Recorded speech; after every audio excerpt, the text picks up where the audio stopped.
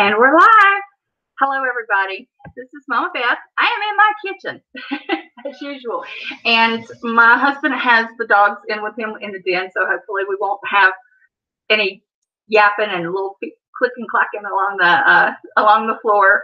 But as you know, this is a weekly thing. We're doing it on Saturdays at 1 o'clock now. It's 1 p.m. Eastern Standard Time. We'll be doing my live stream on domestic violence, and I invite everybody to regularly attend. And then, because it's been suggested so much, I'm going to have a live stream. I'm going to do this for 2 hours and then have a live stream starting at 4 that deals just with mental health issues, questions, and things like that. And hopefully, share stories, and it's a safe space. I suggest anyone who wants to come on panel and has a story to tell, you can use your camera or not. You can change your name on YouTube. You can come in anonymously. Just let me know. You can DM me at Mama Beth's World, under Mama Beth, or at Mama Beth's World on Twitter. And just send me a DM. My DMs are open, and let me know a little bit about your story. And I have to make sure we don't get any troubles in here. We're pretty good about not having anybody that's disruptive. But just send me a DM and give me a little of your story, and you can come on panel and tell what's going on and what has happened to you and how you're recovering, because that's what this is about. This is about giving you comfort and recovering from trauma. And I hope it makes some people think twice who are maybe in the beginning stages of a relationship with red flags. And we're going to go over what some of those are and, the different cycles that they go through. I always try to remind people, because we have first-time viewers here too. And, we need to get the word out that abuse is not okay. Nobody deserves to be abused. Nobody needs to be hit or yelled at, emotionally, physical. They're both damaging, and they leave long-term scars. So you have to heal. Every time we get hit or hurt, whether, like I say, physical, emotional, psychologically, it's like a cut in our arm. And we can either, just try to let it alone and hope it'll heal on its own, but it's going to leave a big scar. However, if you go get it treated and get stitches put in it, get it cleaned out so it doesn't get infected, you're going to heal a lot faster. You're not going to have as big a scar, and you're going to be able to deal with it a lot easier. So I am happy to see everybody coming in. I have to get to YouTube in a minute, because I always do this, Wait a minute. Why am I not clicked onto my own live stream? Okay.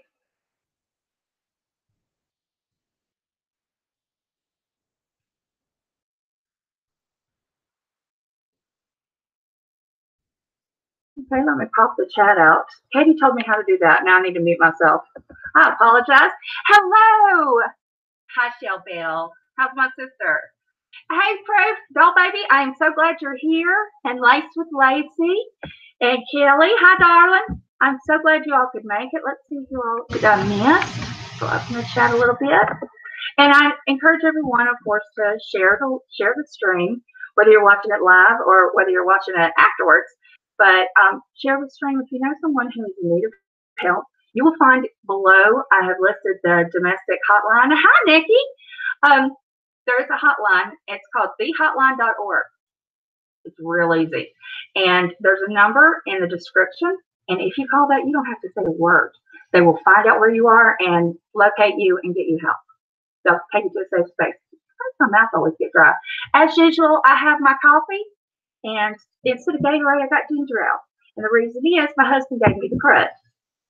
If you're not from the South, we say it a lot in the South. The crud is like just a real bad icky virus.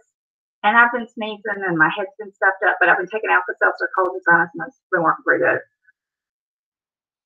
But we'll get me some coffee in me, and you all get a snack. I hope everyone is doing well today, everybody in the chat. What I have planned is I have a guest coming on, and she's going to talk about a relationship she was in. But I'm going to talk for just a minute. And if you hold on, Proof, before you pop in, I need to read something. Actually, 2 things. And the reason I'm doing this, why can't I ever find the icon on my phone when I want to? That just drives me nuts. There it is. Okay. I if you don't know, mamabethworld@gmail.com is my email address. It's also in the description. For some reason, I didn't have it in some of my descriptions. I don't know why. But anyway, that's how you can get in touch with me and send me an email. If you don't feel like coming on and as a guest, and even though you can don't turn your camera on if you don't want to, you can come on and just talk. That's real easy. But some people, I guess, are nervous about that. And so you write me an email and tell your story, and I will read it on air. And that's what these two ladies have done.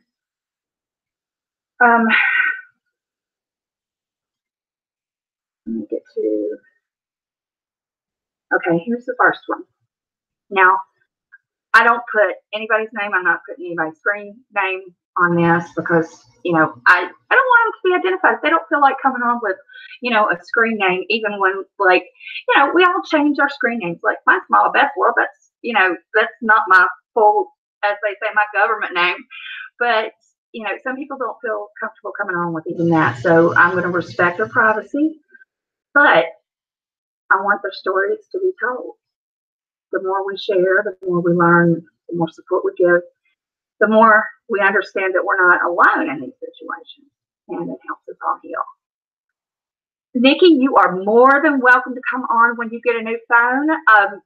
You just let me know, honey. Hi, Jane. I'm glad to see you here. You just come on. Anyone that is watching that maybe isn't in the chat showing up, maybe if you're nervous or something, you can always change your YouTube handle. You change it to ABC123, and you're welcome to, definitely comment in the chat, and welcome to come on panel and share your story. I hope everybody's hearing me okay. We've been having problems with our internet. It is right now, it iced all night, and now it's snowing.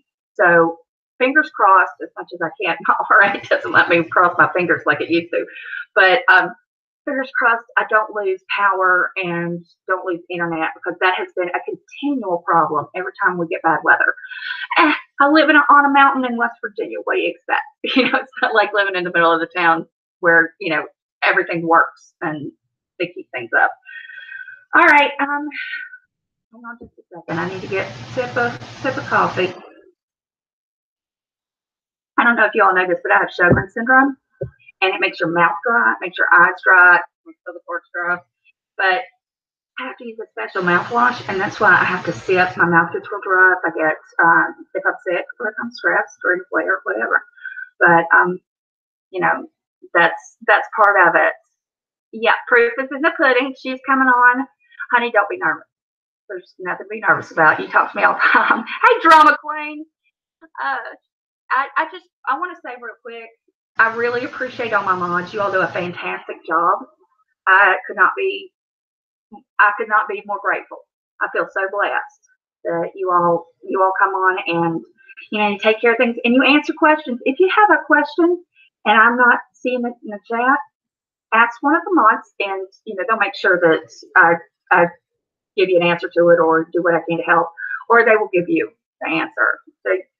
They are excellent. Some are medical professionals, some are caregivers, nurses. I've got some beautiful, beautiful women that work with my mods. So you can always ask them a question as well as me. And if they want me to address it, then I certainly will. Okay. All right. Here we go. And this breaks my heart. My name is blank. My Twitter name is blank. I'm watching your live stream. I've been a follower for some time now. I don't chat due to the ugliness of YouTube. Today's stream hit me hard. I'll just be blunt. My mother used to use me to get her drugs starting at the age of 7 until she threw me out at 16. What I mean is, I'd have sex with them for her drugs. At 7. My story gets worse, but in the end, at 45, I'm happy, but the pain still stays. I just wanted to tell you I'm so thankful for you. You know what? I cried the first time I saw this one. Honestly, I'm just glad I can help. But I just want to tell you I'm so thankful for you. You helped me in a lot of ways. I work, but I don't go out much because I'm still working on a lot. I wanted to do YouTube, but I'm being targeted by a YouTuber, so I changed my name. Someday I hope to tell my story and help someone who has been through abuse from a parent. Thank you for being here for me. God bless. Yes, I probably want Twitter. I just wanted to say that beautiful lady who wrote that, you change your name, honey, to whatever you want. You can be any name you want, and you are more than welcome anytime. Come on and talk about this. When we talk about domestic violence and domestic abuse, sometimes we just think about it as between the two partners, the mom and the dad, the man and the woman, or the woman and the woman, and the man and the man. All combinations. We think about just that. But domestic abuse and violence also includes the children. And what this young lady experienced falls in line with domestic abuse. It's, child abuse, sexual abuse, drug abuse. Her mother really damaged her. And I don't understand. Sometimes it just perplexes me how someone can see a beautiful child and then as they're growing up, just treat them badly, hurt them emotionally or physically, or tell them they're not worth anything, or that they're not loved or valued. That breaks my heart. Hello, Vicki Daniel. Hello, Unsuitable Media. Glad to have you. So glad to have you here. But for this beautiful woman who wrote me, I appreciate you writing me. I'm glad that I was able to help. Domestic violence is what happens behind closed doors with the family, with the people who are in that intimate circle. And the reason that we need to talk about it is because it's hidden. Children think that, one parent's going to die if they tell on the other. Parents abusing children, oftentimes the children will say nothing because they've been threatened, or they don't want to betray the parents.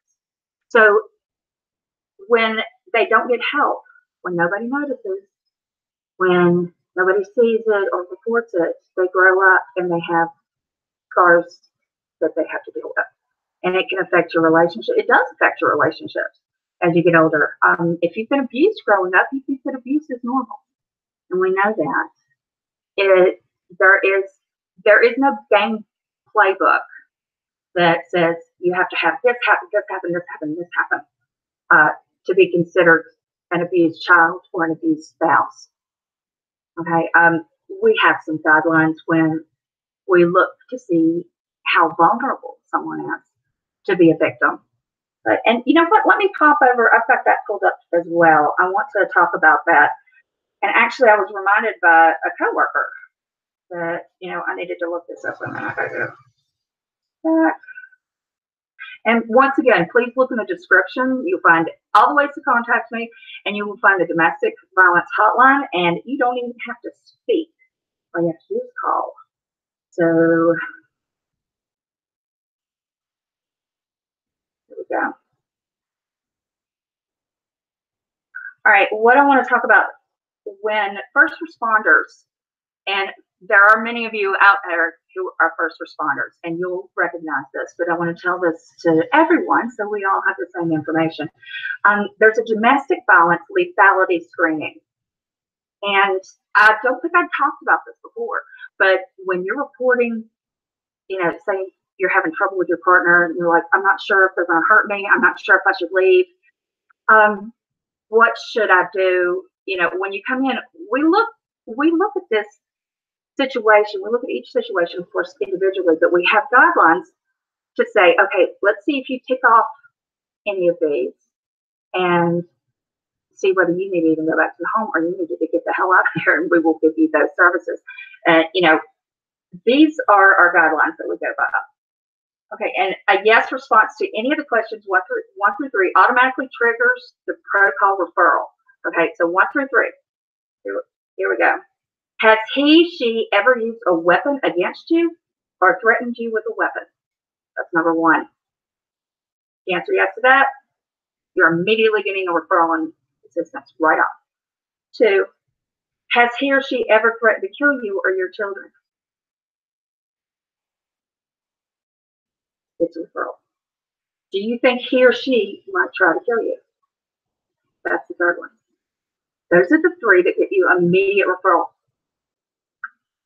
Protocol is, if you answer yes to one of those, we do everything we can to get you out of the house and into a better situation by whatever means. Okay.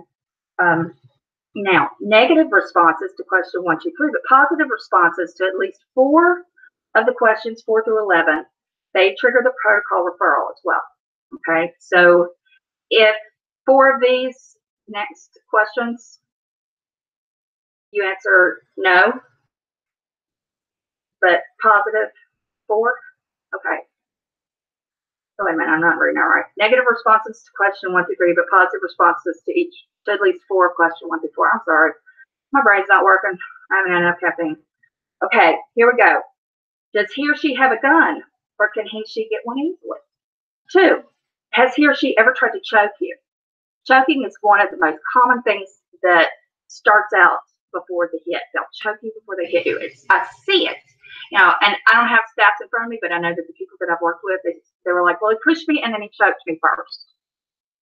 So has he ever choked you? Has she ever choked you? Is she violently or constantly jealous? Or does she control most of your daily activities? Are you under their wing all the time, being told what you can and cannot do, who you can see? Jealous if you look away for a second, or even over someone on TV or something like that. Is she violently, wait, have you left him or her separated after a long period together or being married? Have you all been separated for a good long time and then decided to get back together again? If you separated once and you go back and nothing has changed, nobody's learned anything, nobody's had any counseling, and it's been a violent situation, likely you're going to be in the same situation you were before with violence and abuse. Has he or she tried to kill him or herself? Did they try to commit suicide, attempted suicide? Are they unemployed? Are they unemployed? Okay. Do you have a child that she knows is not theirs? Does she follow or spy on you or leave threatening messages? See that a lot. You'll find that that's also one of the first signs. If whoever you're with or dating or are married to starts to leave you threatening messages, you better do this when I get home. You better be there when I say so. If you don't do this, and a lot of times with wives, the partner, the spouse, husband, boyfriend, whatever, they will say, I want that house in tip-top shape. You better have dinner on the table at a specific time, or all hell's gonna break loose. They want to tell you what to do. They want to be in control of you. And we see abusers, and when you get down to the nitty-gritty, they're not in control of themselves. They're insecure and immature, and they want to control you. And this is one of the ways that they do it. But this is abuse. Now, an officer may trigger the protocol referral if not already triggered with the statements, the questions above, as a result of the victim's response to the below question, or whatever the officer believes the victim is in a potentially lethal situation. Is there anything else that worries you about your safety? If yes, what worries you? Now, we go through the victim screening, of course, according to protocol, and then victim screening based on the officer's judgment. Because the officer, if they brought you in with a domestic violence report claim, like if the neighbors call 911, or you call 911 and the police come, they get to judge whether or not you get help, get a protocol referral, or whether it's safe for you to go back, because their eyes are there. But the questions above are actually more in depth and direct. So it's both. We use both. And if the victim did not screen in, then we say, okay, you're not in an abusive situation that's lethal, but you are in an abusive situation. Please seek help, and then we give it information. Anybody that's brought in on a domestic violence call, at least where I am, they're given resource information, even if they are not in imminent danger, even if the man is going to jail for the night. Maybe he's just drunk and belligerent and they throw him in jail for, a day or two, and it gives you time to go home and think. But we give you literature, and we make sure that you know what there is out there available to you. And there are a lot of resources, both above ground and underground. There are a lot of people who will reach out and help you that you have no idea help other women. That's what we do. and we need that. But, you know, we take domestic violence very seriously when we have a call. Okay, now, let me get to that other email. Y'all give me just a second.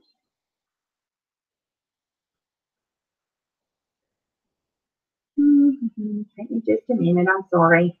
You all talk amongst yourselves.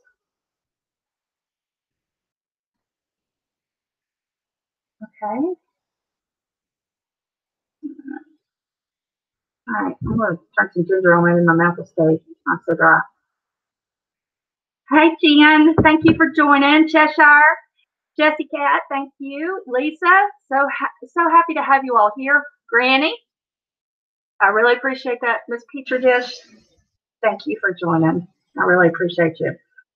Okay, this lady is also welcome to come in at any time, and you can change your name, as I said, and not use the camera. You can just be on mic and still join on panel.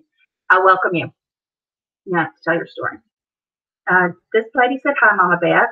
My name is blank, and I'm 33 years old.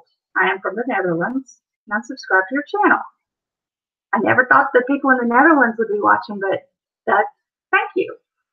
I love your videos on YouTube, and I saw a live stream, and it really got to me. I'm a survivor of child abuse. I grew up in a home with a lot of violence, and of course, I found the wrong man and got in an abusive relationship. My relation with men have always been troubled. I was raped for the first time when I was 9 years old. My parents never believed me, and I never spoke about it. My first boyfriend was very abusive. I thought that violence was love. I felt safe when someone hit me. That's how I grew up.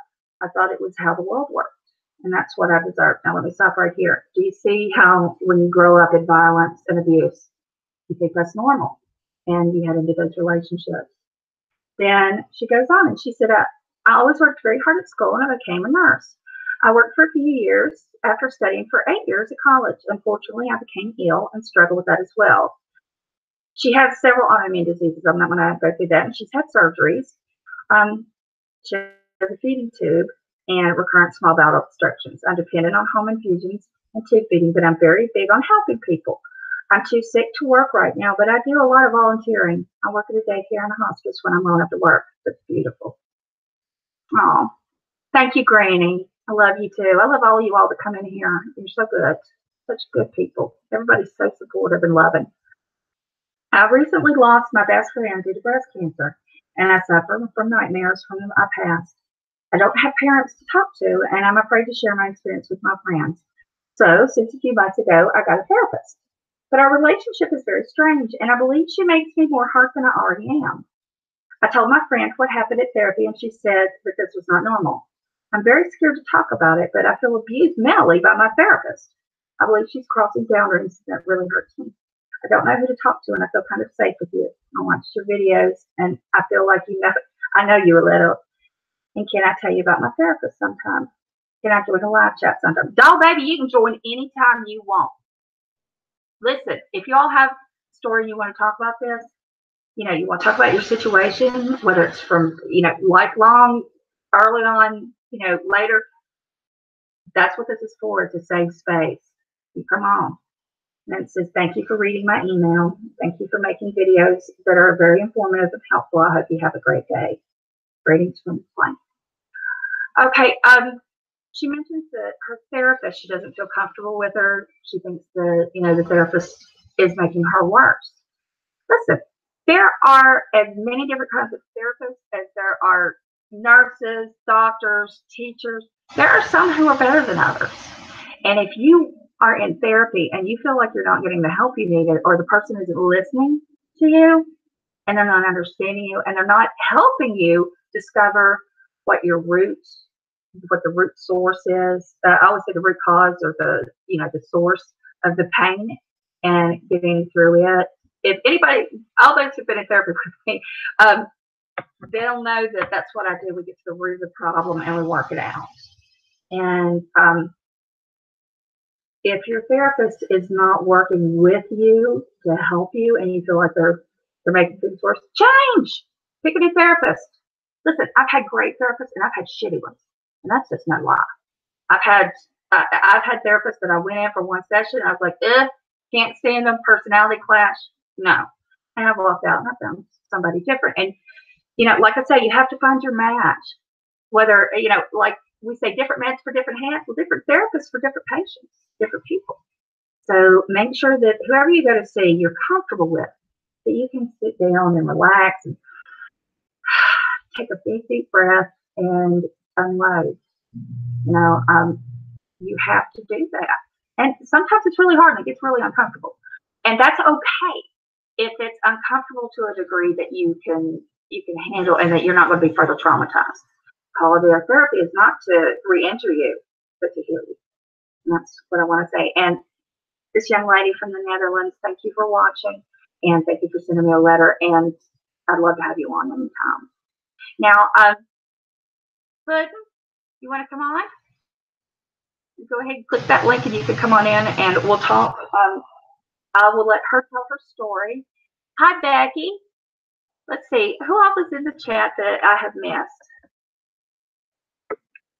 Let's see. I said hello, everybody. Becky and Jen and Granny and Lisa. Hello, Lisa. If y'all would please share the stream so it reaches everyone. Notifications, as we know on YouTube, aren't worth a crap anymore. They don't send it out. I have like almost 3,000 subs, and I have messages from all sorts of people saying, "Oh, the notifications didn't work."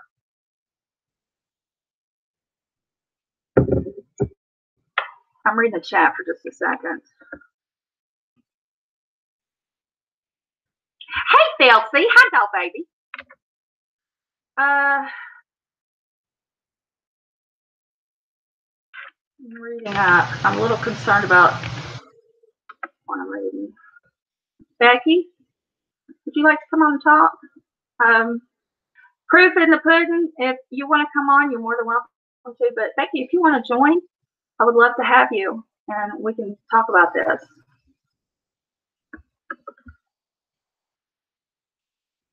Becky, if you want to come on, you're more than welcome. Let me know. Send me a DM on Twitter, and I'll shoot you a link. Felsie, I'm so glad to see you here. Oh, he's in the same room. I totally understand. Okay, when you get a chance, you're more than welcome to get in touch with me, DM me, and we'll talk and see what we can do. You're on your way. Okay, thank you. Wait a minute. Shower says, that reminds me, well, crap, my finger keeps going down. That reminds me, well, why am I losing this? That reminds me of a children's mental health worker that I clashed with. We argued, yelled, I ultimately kicked her out of the house. You know what? Sometimes you just got to do that. There are people who go into mental health therapists, being a mental health therapist, whether they're life coach, school psychologist, social worker, psychologist like I am, or they go on and do the medical part and they become a psychiatrist, which I'm not interested in that. I don't want to do med. That was not my thing. I want to do therapy. So that's why instead of, and you don't need, some people are confused about the difference in psychologists and psychiatrists. Okay, you can practice psychology with a master's. I didn't need to get my doctorate. I didn't feel need. You have like Dr. Phil. Dr. Phil's not even certified. Okay, he's not licensed right now. He dropped it. Frankly, it was smart because if you are a licensed therapist, people can sue you and you can lose your license. So he's on TV, and it was probably in his best interest that he didn't risk his license because he is giving advice in a short amount of time. As anybody who watches the show knows, he does offer them help. But if they don't say, Shelley Duvall, if you watch the episodes of Dr. Phil with her, I was horrified. And honestly, if he had a license, I would have reported it because I felt like what he did was exploitive. I think she's very obviously, she's been diagnosed with schizophrenia. She looked awful. She didn't look like her regular self. And we as a public had only seen her when she was young and bubbly. now she's extremely ill. She needs care, and I don't think what he did was right. I think some people's illnesses do not need to be put on blast or on on TV like that. She was helpless. She didn't have a family member there with her saying, "Hey, leave her alone." She didn't have somebody trusted, and it was all done to make it as sensational as possible. And then, of course, she left treatment because that happens a lot. But if I had been a member of her family, I would have sued the shit out of him if he'd had a license. But he doesn't. He's a talk show host. Okay, that's the difference. Okay, a psychologist does therapy. We do therapy. We recommend medications at times, or med changes if you're not doing well. And then next, we decide what kind of therapy you need to get into, and we do talk therapy, or which is psychoanalysis. There are all sorts of different therapy styles, and I use several, and depending on the patient, depending on who I'm working with, or family, whatever's going to help the most. I like CBT and DBT and psychoanalysis the best. If you've been in here, you know that I use that. Hi, darling. Hey, I'm here.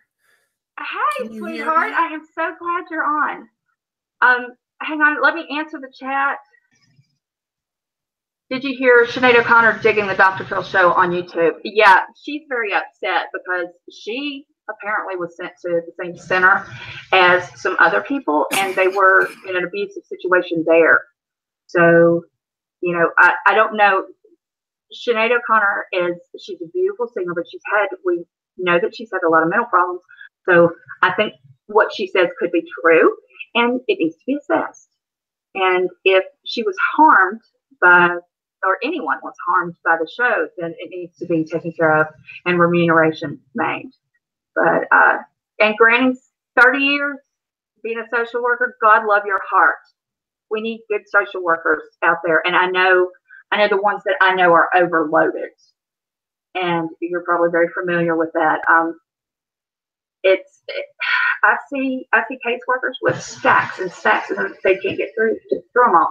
That's why it makes me so mad when people call CPS and it's just for just to harass somebody. That's so ridiculous. But anyway, Puddin'. Yes. Yes, you ready to talk? You going to tell your story? I'm going to let you tell everybody who you are and what's going on and how things started, just like usual, and like I do with everyone. So why don't you start off telling people who where you're from and when this relationship was and how you got into it. Okay. Of course, my name's Proof in the Pudding, and I'm from Wisconsin. Mm-hmm. Not all my life in Wisconsin, 90% of it in Michigan, where the abuse. It was in Michigan?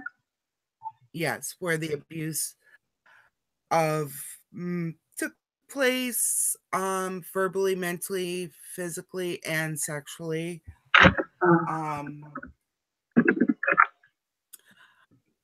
So then I moved to Wisconsin in 1998. I met this guy and we fell in love instantly. And God bless his soul, he's back with me today.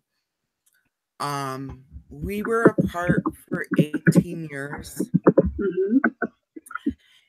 And in that 18 years, I went through a 7-year marriage with abuse to me, and I'm assuming my daughter too. Mm-hmm. We have, my daughter and I have a really estranged relationship now, but we're working on it with our therapist. And then after my divorce was final, I took 1, maybe 2 years to be by myself, no relationship, no nothing. Mm-hmm. Trying to get my head on straight, trying to comprehend what I was told at that point. Just trying to get my life back to the way I wanted it. Right. Well, then I had carpal tunnel release surgery, Mm-hmm. and I was out of work for the time of healing. And at that point, I was looking for a different job because I was getting burned out. So I ended up quitting where I was at because I did find a job that was really close to the house. I mean, within walking distance, so I would walk to work and really save gas. That's a good idea. Um, then I, when I was out on medical, I told my daughter that I wanted to go on the internet and this, play games, talk to people, Some stuff. and yeah. And so I went on the internet and I was playing dominoes with some guy from New York. And he told me that he was divorced and that he lived with his mother, and he wanted me to come out there and see him. So I did. And that's when the abuse started, and I should have just walked away then. But I Hindsight's wanted 2020. I wanted that relationship. I wanted somebody to hold me and tell me I was good. We all And want that. That's normal. everything that he promised me and my daughter were lies. He told us if we moved to New York, he would take really good care of us. Well, he never moved in with us, so how could he take care of us? It was my daughter and our cat living in this apartment, and I should have known right there when he would come over, my cat would get very violent. I mean, Hmm. you pick him up and he would bat you in the head. So he was And uncomfortable. yes. So I 90% of the time hid my cat in my closet so that my cat didn't freak out on anybody. Mm-hmm. So the abuse starts, and he was telling me that if he did go down on my daughter, that it would make our sex better. What? Yeah, that's what he told me. And I'm just trying to come out with that to my therapist. Mm-hmm. And I mean, then he would, and our sex was never any better. It was worse than ever.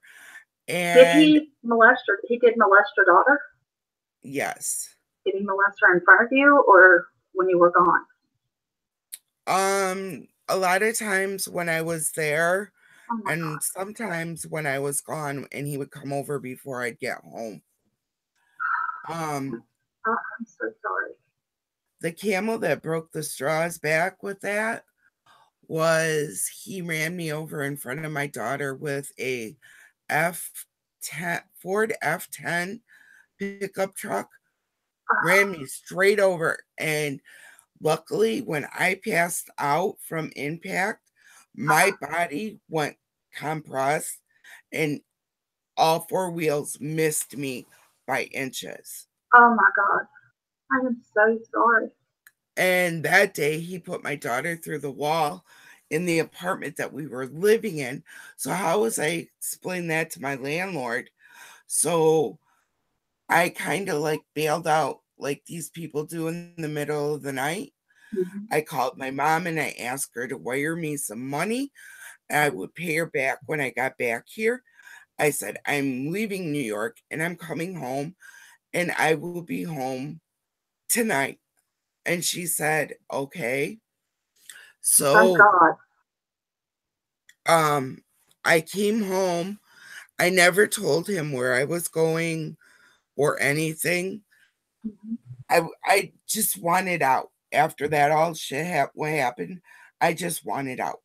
So I came back to Wisconsin and I went back to working, threw myself right into work, didn't even blink, nothing. So you didn't Um, heal at all. You didn't have any. You didn't report him to the police for no, abusing your daughter or abusing you, running you over. no, You were. I Were you just too left. afraid, or did you want to just get the hell out of there? I just wanted to get the hell out of there. I agree, Jesse Cat. The guy deserves to be shot. He deserves more than that. My Yeah. daughters talk about pouring acid on him from head to toe and watching him just disintegrate. Mm-hmm. And I agree with her. So, Yeah. It's when we're abused, and I think everyone who has been through this, who has suffered this is horrible and it's heartbreaking. But I think afterwards we all kind of fantasize I about getting I the got back. back to him really good because I said to him one day, I was playing a game by myself. I didn't want to talk to anybody, didn't want to be around anybody. Mm-hmm. And I was in this game room and he pulled me into private and I said, "What?" And he goes, um, "No high love, no nothing like that." And I said, "Who the hell do you think this is?" And Mm-hmm. he goes, "My girlfriend." And I said, um, "Who do you think you're talking to? Because this ain't your girlfriend." Mm-hmm. And he goes, "Then who is it?" And I typed in chat just my daughter's father's first name Mm-hmm. and said, "This is Scott. Who are you? And what are you?" Well, he called me a pond scum because I went back to Scott.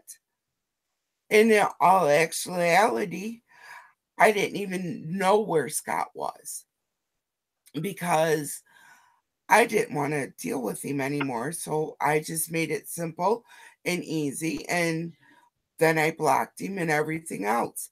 And I have moved on from that. Um, I actually have done really good on Twitter. I Mm-hmm. went and searched his name, searched my ex-husband's name, and I blocked both of them. On my Facebook, I did the same. On my Instagram, I did the same. And nobody knows me who I am on YouTube because every few months I change my picture. And I don't blame you for that. When you've been in an abusive situation, and this is something that I cannot stress strongly enough. When you've been in an abusive situation and you've gotten out, you have to totally disconnect from that person. So they don't need to know where you work. They don't need to be getting in touch with family. You need to block, block, block on every kind of social media, on your telephone. If you have to switch jobs, like if they know you work at one place, if you need to get a new job and just so they can't, come and harass Oh, you there, actually, you know. I get social security disability. Mhm. My health is really bad. I just had, and I'm not looking for pity, but I had bladder surgery on Monday Mhm. and I wasn't even knocked unconscious. I was wide awake for the surgery. You handled Um, that well. In case y'all haven't I guessed, I know Puddin. We talk on Twitter, so I know that she had surgery and she did really well. I talked to her that day, and you were up and about. Yes, I was, and I have not laid down once since my surgery Mhm. to feel pity for myself. Scott is my daughter's dad. Him Mhm. and I are back together. We've been back together for 8 years now. And he's very good Literally, to you, isn't he? what? He's really good to you, isn't he? Oh, he spoils me like a princess that I should be. Like, um, always go grocery shopping early Saturday mornings because I like being able to look at everything and not be ran over by people. Mhm. So this morning I woke him up and I said, "Baby, I'm ready to go grocery shopping." He said, "Okay." We went grocery shopping. He carried everything in, sat it on the counter because strict orders from my doctor. I'm No not lifting. supposed to lift, no bending, no twisting. Mm-hmm. So, I mean, even my mailman who delivers my mail has been bringing packages to the house, has been sitting them on the little stand by my door because he even knows I can't lift. How wonderful! So you're in a good Yes. relationship. You and your daughter are mending yours, and and everybody is pulling together to take care of you. Clinton, we've talked, and Yes. you shared that you were with Scott first, and your daughter is how Yes. old now? I think somebody put My in the chat. daughter is 27 years old. Right, same age as mine. That's what I thought. So you and your daughter your daughter's father that you're with now. You were with him in the beginning. I know you've talked to me about Scott, and I'll use his first name. Um, he's really really sweet and good to you, and you were with him 27 years ago. And then what caused you to split up? That's what we always look for patterns of behavior, and that's how we learn. Do you think was he as sweet and good to you back then? No, I think the reason why we broke up back then is because we had never had a fight. I And you was were used to abuse. No, I was used to the abuse and we never fought or anything. But then when I found out I was pregnant, Mm-hmm. we were both very young. Mm-hmm. And he said, "Go have an abortion and I'll come back to you." I said, "There's the door. I could do it on my own. Now get out." And that was our first and only fight we've ever had. We've had disagreements since he's been back. And all we do, like 2 minutes later, either one of us will come up to the other one and say we're sorry and hug and kiss. That's good. Now, your daughter knows the story, I'm sure, and Yeah. I'm glad you had your daughter, and that you made a decision that you were happy with. But has he apologized for that? Yeah, in his own little way, he has. We pretty much don't bring it up anymore. Mm-hmm. Um, he actually, 23andMe, the DNA that you can do. Mm-hmm. Well, we did it only because we wanted the health issues that our daughter would face from his side of his family because he was adopted. Oh, okay. We were not looking to find his birth parents, Mm-hmm. but this Marie Knight showed up on our daughters in early October when she did hers, and I did mine in November, and she didn't show up on mine. And I told him then, right then and there, that she's nothing to do with me. It's your mother. Yeah, it could be Um, mother or mother sister. yeah, yes, his mother was looking for him. Wow. So we met with them in March, So February. he did go meet his mother. Yeah, March. The beginning of March, we met with his mother. And of course, you all know Easter was just last weekend. Mm-hmm. He texted me from work and said, "You want to go up by mom's house this weekend for Easter?" And I said, "Sure." Jumped right on Sure. it. Had a big pact for him and I to go up there.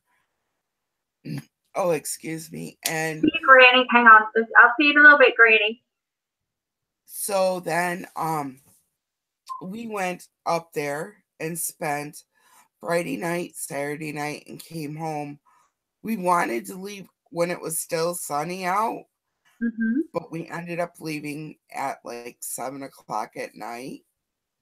And I think he pretty much made the whole point that we are truly in love because his mom said thank you. And I said, joking around, For what? Washing the dishes? I can't leave and let you have all these Easter dishes. So I washed them all up for her. That And was she goes, nice. "For loving my son the way he is." Oh, And I said, "He's my world. He's my rock. He's my everything." And I told him that. And when he came back, he told me specifically, "I am here for our daughter only." Yeah, okay, your daughter only, no problem. that was at the beginning when So y'all got back together? that was at the beginning when we all got back together. Okay. So I called him one night at 9:30, 10 o'clock and told him, "I'm taking your daughter to the emergency room in Oconomowoc." And he goes, "Why?" And I said, "Because I think she has a cyst on her ovary. And if it is, it's either got to be popped or she's going to have to be hospitalized for a couple of days." Mm. And he goes, "Okay, I'll meet you there." I said, "Okay." I said, "When you get close, let me know." And he goes, "Okay." So he got there. He never let me know when he was close so I could go out and, smoke a cigarette and wait for him. Um, he walked in and I was sitting in the waiting area and he said, "Well, what are they saying?" And I said, "The doctor just went in to see her." And he goes, "Okay." So I said, "The nurse will come let us know." I said, "But I'm going to go smoke a cigarette." And he goes, "I'll come outside with you." And I knew when he said that Mr. Security is coming around because he doesn't let me go out. You know, I don't go out after dark to begin with. Um, Too many things go bump in the night, and I don't like that. So, um, he came outside with me and stood there while I smoked my cigarette, and he said, um, "What if it is a cyst?" And I said, "Well, they'll either pop it or they'll admit her and do surgery."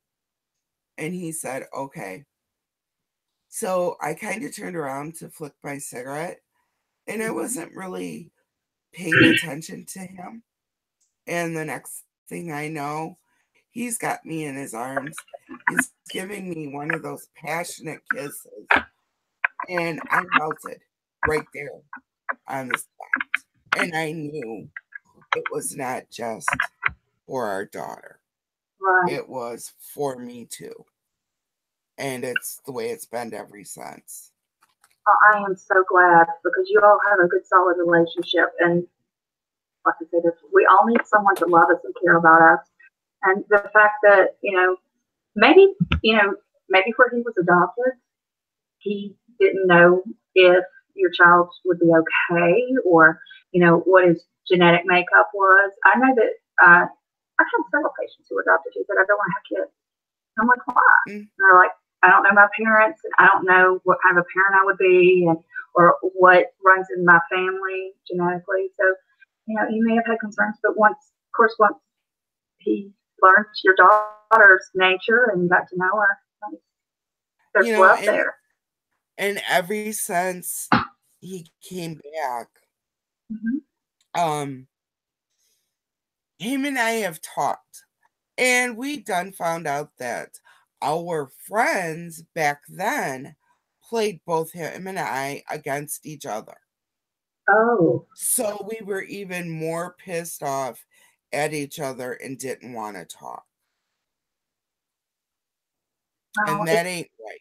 no, you have to talk and heal, and you have to discuss things. And um, I'm glad you're in therapy, and Yes. I think that's going to help you immensely. And thank you for sharing your story. We've had comments in the chat that they really feel for you. The chat's all supportive, of course. This chat always is, It but is. It is. I love the fact that everyone comes together and is supportive.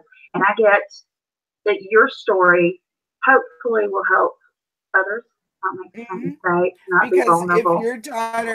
if your daughter or son is getting abused sexually, mentally, or verbally, Mhm.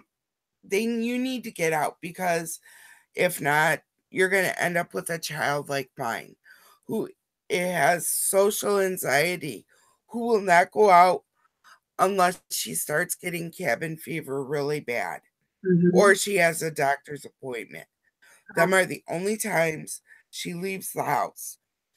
Oh. She is in therapy with the same therapist that I have, Mhm. and ever since we both have started therapy, we have both seen changes in each other.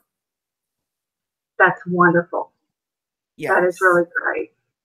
And I'm she so took glad that there's a happy ending here. Everybody's saying it's relieving because when you go through so much abuse, to think that there actually can be a pot of gold at the end of that rainbow. When the rainbow is not even shining, it's like drudging through hell. But you to know that there's a happy exactly. ending out there for you. That's just beautiful. I'm really happy for you, and I'm proud of you that you've gone from a place where you accepted abuse to where you know you don't you don't tolerate it and you don't have to deal with it. That's beautiful. I'm not anybody's welcome mat, as Scott says. I'm not anybody's welcome. And I see till this day, like, sorry, I'm crying.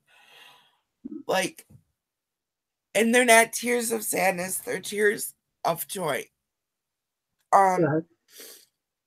like, I'll say to him, honey, I didn't get to do this today, but I'm sorry. And now, when I say I'm sorry, he grabs me and gives me a hug and tells me, stop saying you're sorry, because you don't have to have the house spotless, clean. You don't have to have the meal cooked and on the table when I get home from work. Um, See, and that's what we were talking about in the domestic violence in the protocol that we follow. If yeah, uh, if your spouse, your partner, your boyfriend, your girlfriend, insists and is demanding, that you better do this, this, and this by the time when I'm home. It better be spotless, everything, or there's going to be hell to pay. Threatening messages, threatening you if you don't do certain things or activities, and you were used to that, and now that you're in a good relationship where that doesn't happen, you're still there's those old feelings still keep coming back, and that's where therapy is going to help you with that. Learning that you deserve good treatment and that you're in control of yourself yeah, and what you do. You don't have to listen to anybody else. Um, nobody is your boss. You're your own boss. And if you want to if he exactly, asks you to do something, or if you ask him to do something, we do it, but we do it because we want to, not because we're afraid. And that's what. exactly. And right now with no lifting, probably for the whole month of April, because on the 16th I have to go in and have the device implanted permanently into me, because yay, it's finally working. And Wonderful. I don't know what that feels like now, not having to go to the bathroom every 5 minutes of every hour of the day. That relieves you. That makes you feel a little more secure, so you can go out and do things. I'm so glad that Yes. the device works. What she got, for those who don't know, she had bladder control issues, and they put a stimulator in her lower back, and they hooked it up. They hooked the electrodes up first, and they put the temporary one in, and she's had success with it. And now she's getting the permanent one. And you said it was April 12th. No, April 16th April I get that 16th. I'm one. sorry. So And April 16th, you get the permanent one because you've had success with it, and that is wonderful. I am truly thrilled. I have friends that are in their 40s after we've had children and everything. The insides, they get a little worn out, and sometimes we're a little incontinent at times. You sneeze or you laugh, you pee, or you have to pee often because you can't hold it, and that happens. exactly. And I'm really, really glad that you got that done and you've had good results. Let me speak to people. Becky, hi, and Tanajbi, hello. I am glad you're here. And if anyone, I saw that Kelly was talking in the chat. Kelly, if you want to come on, you're welcome. And Drama Queen, you come back as soon as you get a chance. I know you've got plans this afternoon, but we'll be and I want to let everyone know that from 1 to 3, we'll be talking about domestic violence, and we'll take an hour break. And then from 4 to 6, we're going to do just mental illness. We're just going to talk about various mental illness, whether it's personality disorders or, behavioral disorders or whatever you want to talk about. The subject is open for suggestions. I'm going to follow the chat on that. Puddin', I'm so grateful that you came on and you told us the story. I think all of us, that gives us a lot to ponder on. And I think that others who are in that situation who may watch this stream later, who might be in the same situation, might get brave enough to pack that bag and leave it in the middle of the night too. But exactly. Know that if you don't have a mom to call, if you don't have someone in the family that will wire you money and do all that, there are resources, and you can DM me, and we will find you resources and get you help.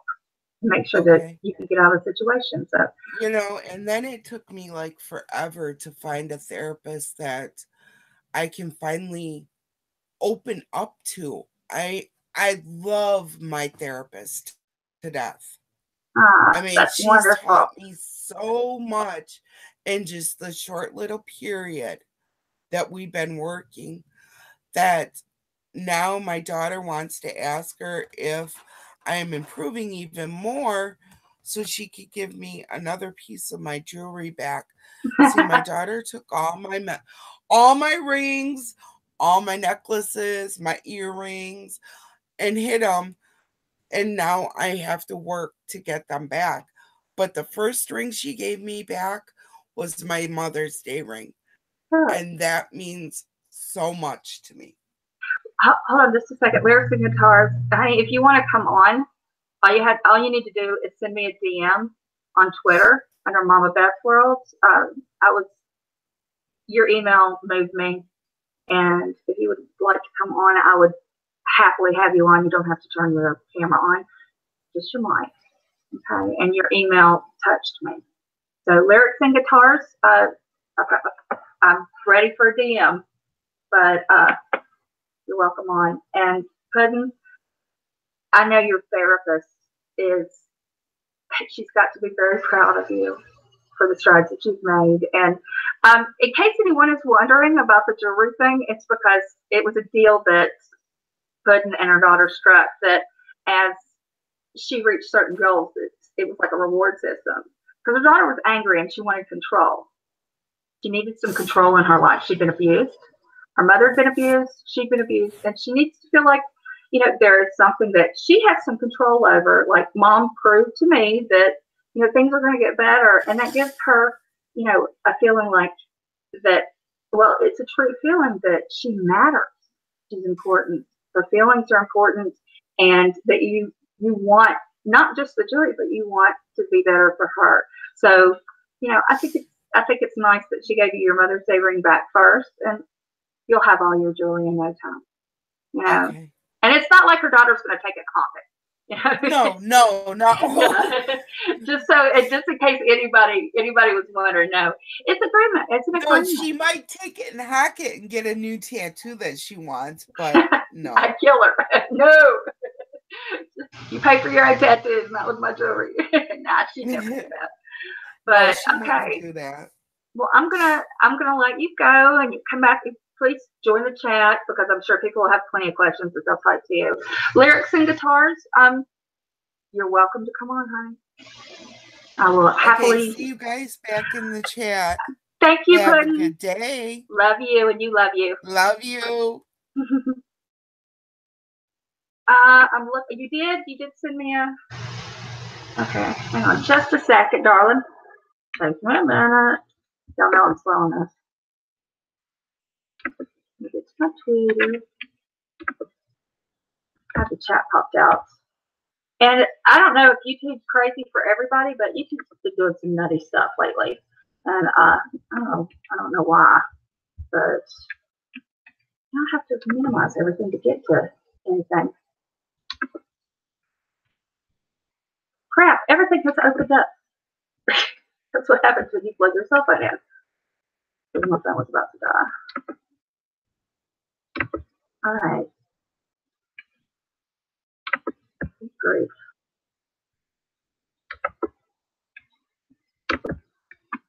Oh, okay, now I'm getting Twitter.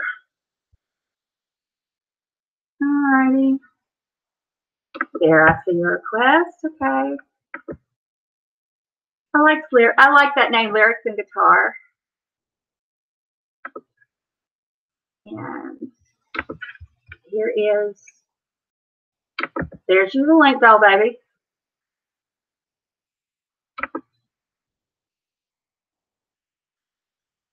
Okay. There you go. You should have it, and just click that, and you should, if you have Google Hangouts downloaded, you'll need that. You'll need to mute the YouTube screen, and you'll need to have some headphones. Just some earbuds or headphones. You're still smiling and humming. That's what we say. Hashtag still smiling. Okay. Lyric, you should have it, and all you need to do, darling, is I'll pop up the chat again. I love that Katie taught me how to do that.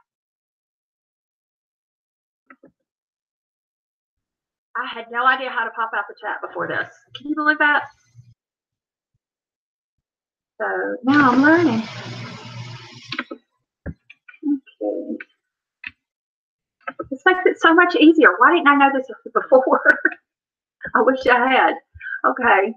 And in case you all noticed that I still have our old refrigerator over there, it's because the people that we're dealing with, that, you know, we bought everything from, spent a fortune for all new shit, pardon my French, they haven't brought my range, my cooktop range.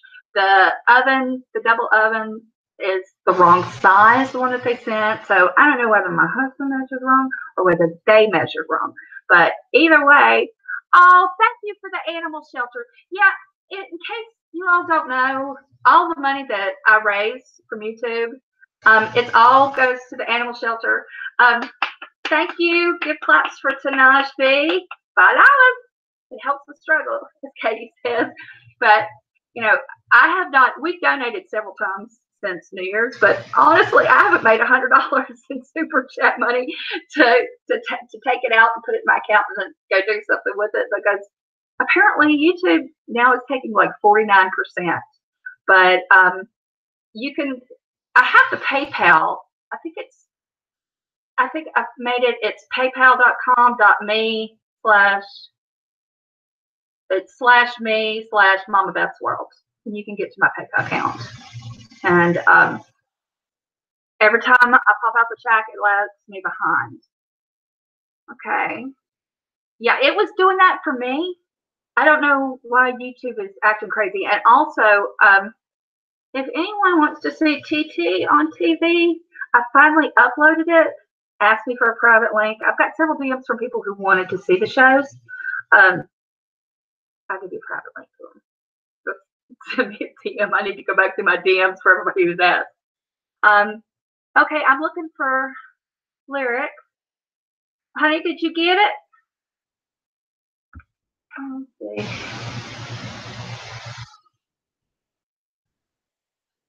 Let me get to Twitter. So much easier on my phone than it is on the computer, because honestly, my nails they need to be trimmed back.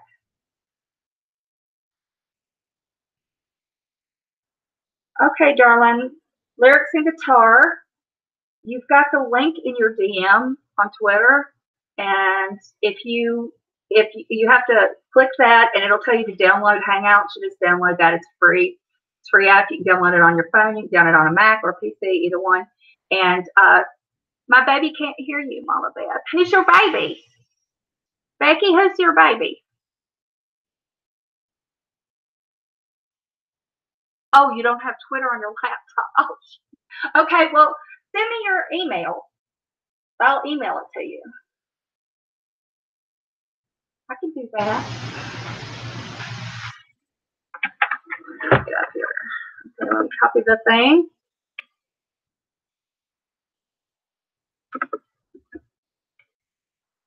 Why isn't this doing what I want it to do? I'm telling you, there's something going on. Jane, didn't you say Mercury was in retrograde still? Going backwards instead of forwards? I think that's what's causing our problems. You know what?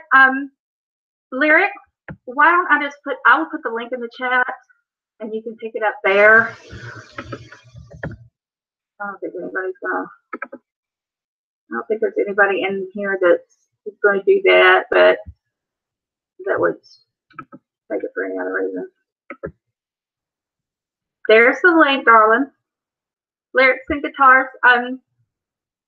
There's the link. Just hit it, and it will guide you through it. You just have to click boxes and say yes. And if you don't want to have your face on screen, when it says accept the microphone and camera, you click yes on that, and then you go up to the top where it shows the video camera and just click it so it doesn't show your face on camera. Oh, thank you, Becky. I really appreciate that, and the dogs will appreciate it too. They don't have as many cats here, and I'll tell you why. There's a guy that he's an engineer. My glasses, my eyelashes aren't my glasses. There's a guy who's an engineer that he worked under him, and he retired. And I don't know what got into his head. He's the one that I told y'all that my husband's. He's COO over two companies, and they have a cat that lives in the office, comes through, does his own thing. They feed it. He can go in and out at any time. And so this guy, his name's Dave. I'll just say his name's Dave. He retired, but now he is rescuing all these cats, and he's having them spayed, neutered, getting them shots and everything. And then he's taking them to different shelters where they need cats. For some reason in Boston, they don't have a lot of cats at the shelter, and people want to adopt them. He's doing that on his own dime, and I'm very proud of that. But so we have a lot of doggies, and so all of my babies are rescues. Now, the two wieners are rescues from this organization that I work with, which is Operation Underdog, and they'll be getting the money for that, for any money donated or sent, whether it's to my PayPal, whether it's through the mail, or, if you do Super Chat, they all get it. Now, my Marlet, my white fuzzy little Maltese, he's my little old man. He's so cute. I adopted him. It was, I guess, 2009, and it was from where I lived before we got married. So I really love the rescues. And I've got 3 purebred dogs. So I didn't get them as puppies. Who cares? Let me tell you, they've already been through all the puppy crap of chewing and everything, so I don't have to worry about that. First Dachshund I got as a puppy. And Max liked to chew, especially wood, and it was hard on some antique furniture. I was really upset. Because you can't repair when they gnaw off half a leg of a coffee table. But that's it. Okay, lyrics.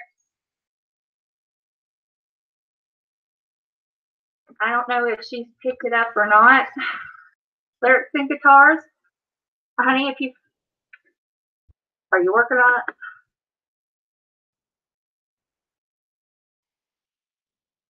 Thank you, Shelby, for saying the thumbs up. I like my thumbs up.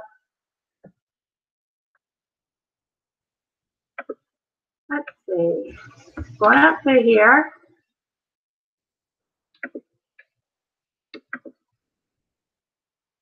Okay. I don't know if she's probably working on getting the Hangouts to download, and that's fine.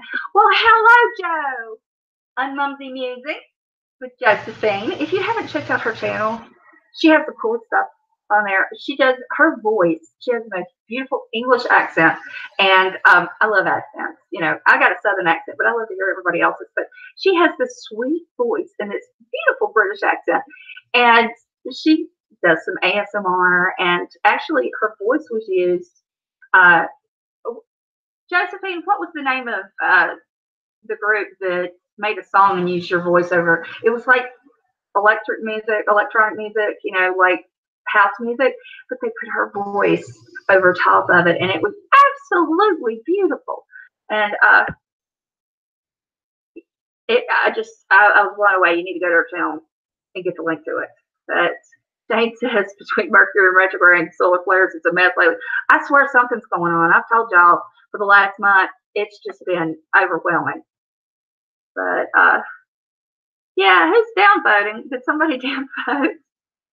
That's crazy. I don't understand why anyone would come into a support stream where people are being positive and then down vote. You gotta be pretty petty to do that, don't you? But there are petty people out there, and that's, you know what, that says lets us more about them than it does what's going on here. So lyrics, honey, you take your time. We're here. It's all good. Yeah, Josephine's famous. You need to hear her. Josephine, if I send you a link, just click on that link up there. Come on for a minute and play the song. I would love to give it some more airtime, but the link's up just a little bit. And while lyrics and guitars is working on getting the Hangout downloaded, which, honey, it takes a minute. That's fine. I'm telling you, right, Jane? You need to hear this. Josephine, click that link. And come on here, baby. Play your song. But you can, I've never been big on house music. Like when I taught dance, I would use some like Voodoo and, you know, there were several like groups that did house music that I would use for different dance numbers. But I've never really been into it for just listening to myself. But I swear I could listen to this song all day long because you hear Josephine's voice and it's so sweet and it's so lovely and da da da. And I'm like, really?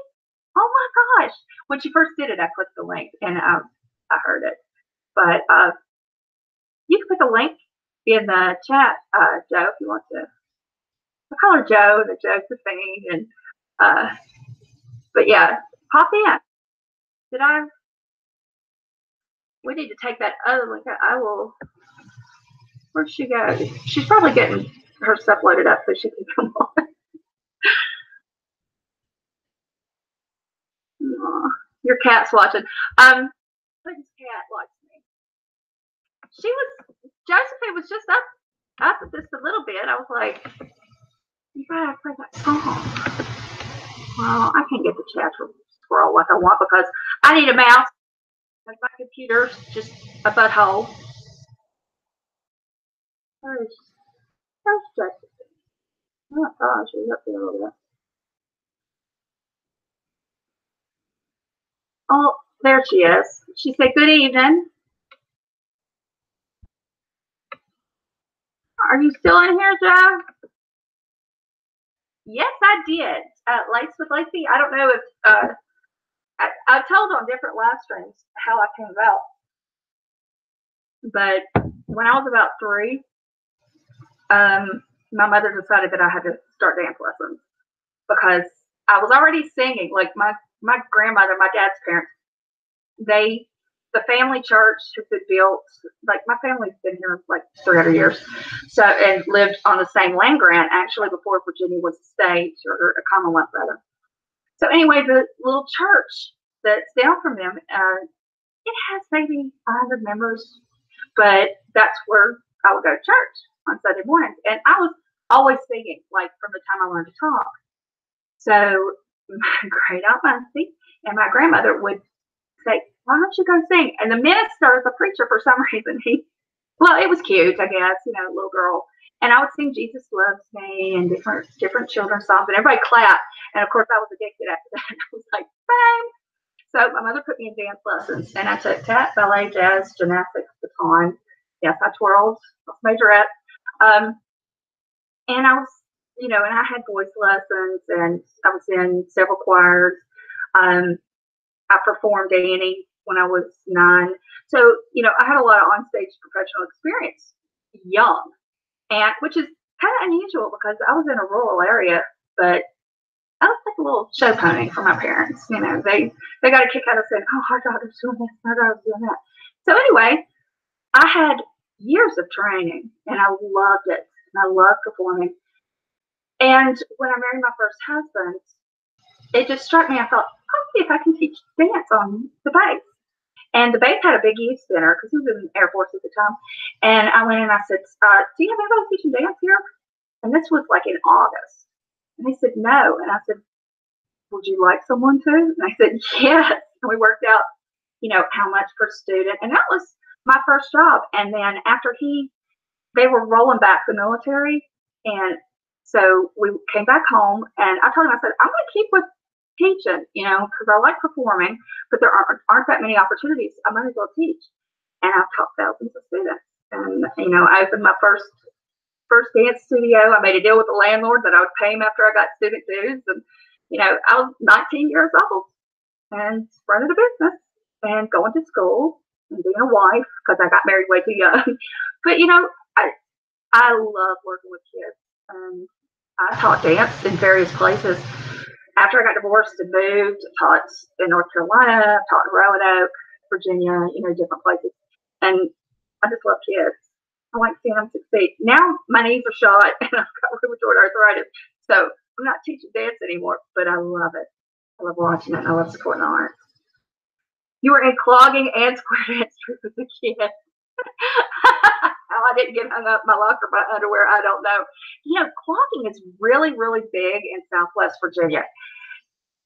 And I have to admit this. I'm kind of a snob about clogging because I taught tap. And, clogging, they use the jingle taps. Well, and regular dancers call those cheater taps, but you don't actually have to touch the floor to make the tap.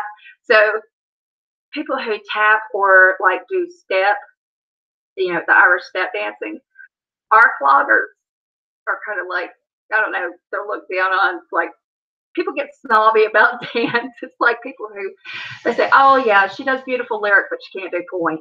If the dancers do that. And to be honest, I didn't really care for the lady that taught clogging that was in our area. She got on my nerves. But I found Miss Beth from a search from a Dr. Phil episode, LOL. Thank you. Margot, I am so glad you're here. Hey, Ricky. Hey, Del Baby. I am so glad people are coming in and finding me. I'm just tickled. However you get here, I'm just glad you're here. And Ricky, I don't know what all went on last night, but I need a full rundown. I'm sure you know what happened with everything, but yeah. I was going to ask you how you are, and you're amazing today. Awesome. I took piano lessons, and I played clarinet first. Then I went to French horn, but I played trumpet in the jazz band. And, I went through horns and woodwinds, but I always enjoy. I picked up music. I've always picked up music pretty well. I've got a good ear, and of course, I love to sing. And I just miss performing with my band. In fact, my lead guitarist called me again. He was like, when are you coming? I'm like, after my knee surgery. But it's just fun. And that's why I always say, I love those lessons as kids. Yeah, it was hard. My dad took me everywhere. My dad would forget. He would think he was picking me up at one place, but I'd be at the other. And of course, we didn't have cell phones, but we finally had to put like daily reminder. He drove farm track to school to teach, but we would put my schedule on there so he'd know where to pick me up. Because, he'd go to pick me up at at the sports field or at the gym, because I played volleyball and ran track and did all that stuff. And I'd be at Baton. So he never knew where he was going. He gets so mad. But, Aaron, thank you so much. I didn't do much. I put a little face on, and this is a really comfortable dress. And thank you very much.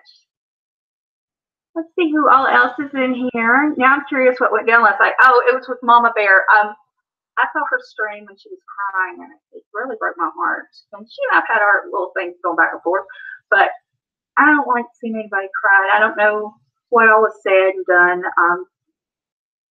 I'd like to find out. I figured you'd know, but Laced with Lacey, I loved being on point.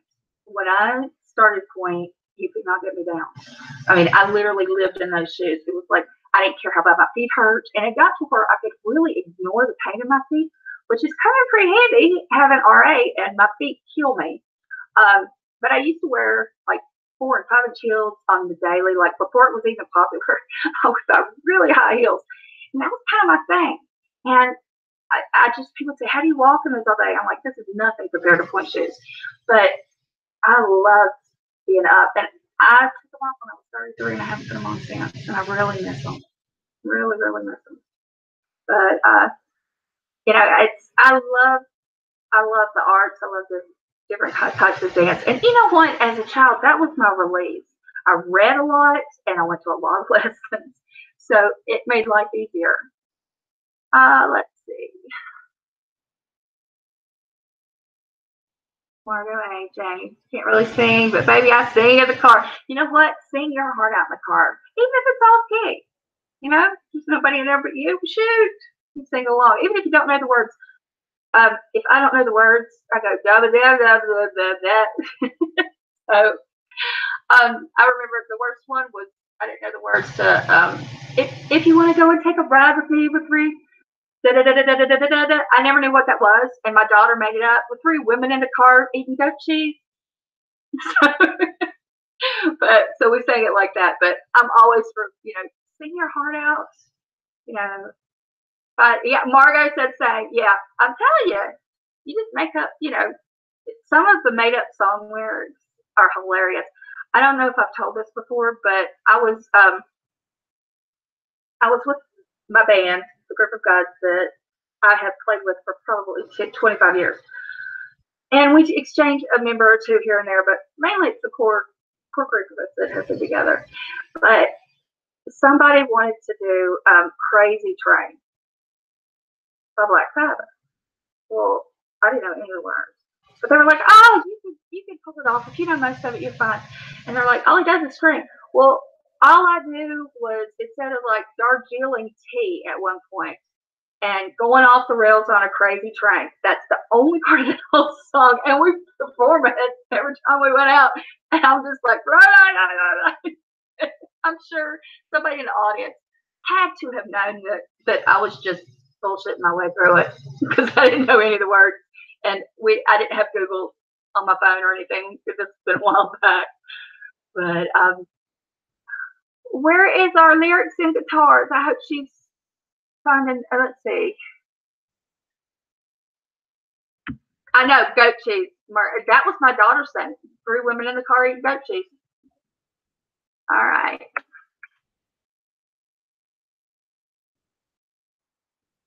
All right. Where is our lyrics?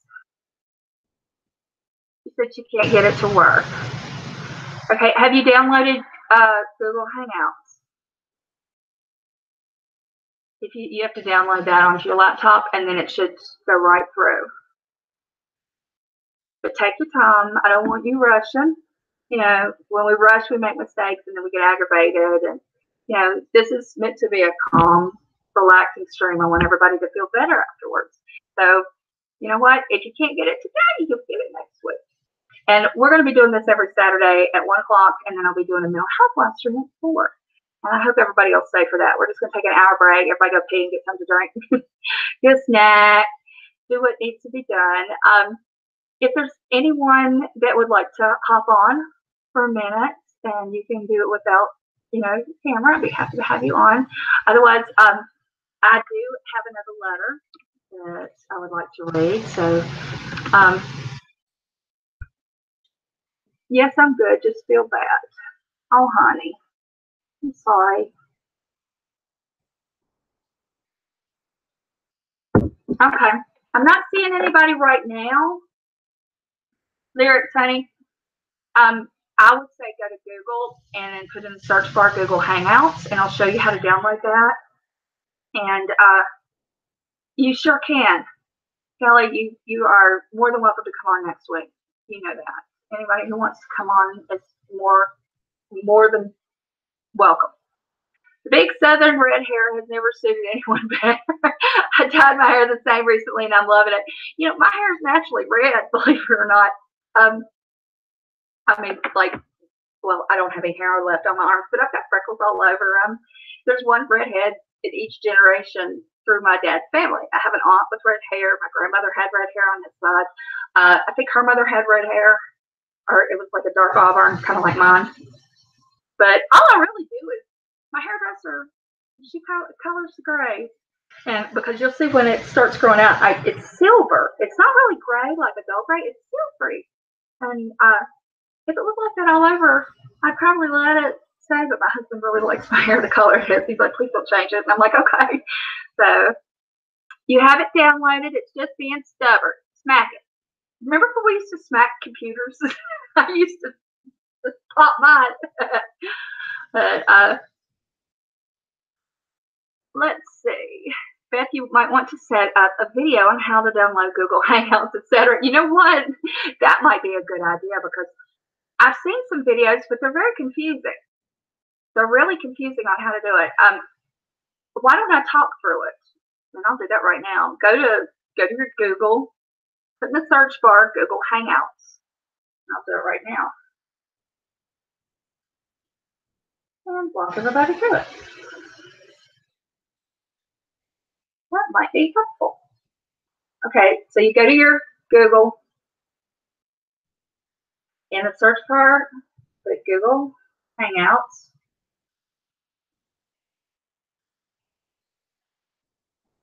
All right, and what it'll come up with, you'll see the ads and everything, but you'll see https://hangouts, hangouts.google.com. And there's the address. See, https right there. That one.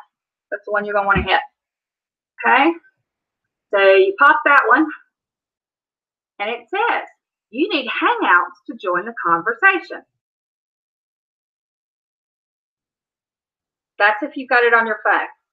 All right. And what you'll do is you'll hit the selection for App Store to get Hangouts, and it's free, and you just download it that way. Now on the computer, it's a little different. Let's see.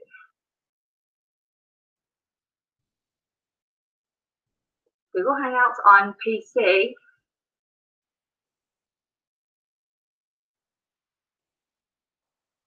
All right. You open a Hangouts window at Google Hangouts, hangouts.google.com, or on the sidebar of Gmail, either way.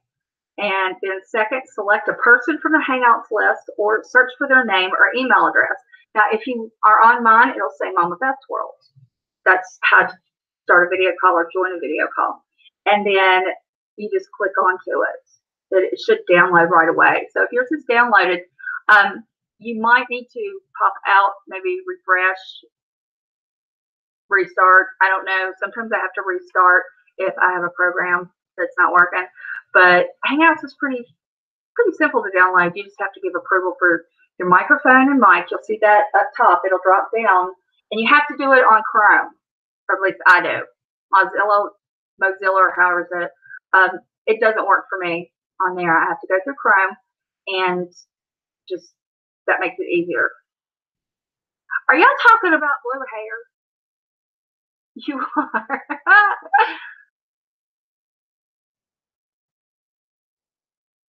You know, I always saw the ladies that had that blue rinse, and they would do it so their hair was more silver instead of just white.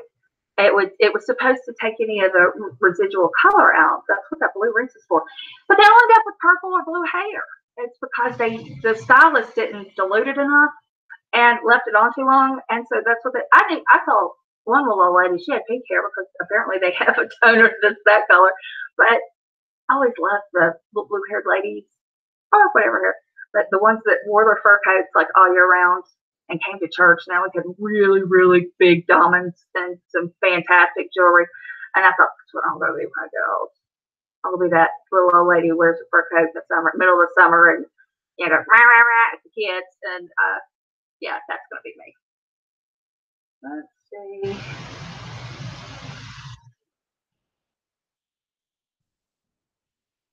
All right.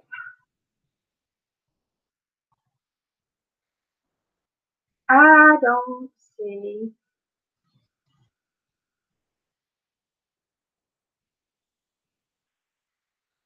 Is it working? Are you getting it to work? Or she's probably refreshing.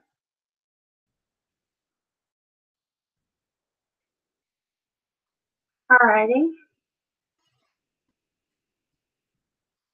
Margot, thank you for the comment on my video. I see you. Thank you, doll baby. Okay, let me read this letter to you because I did have one more, and I just go back through.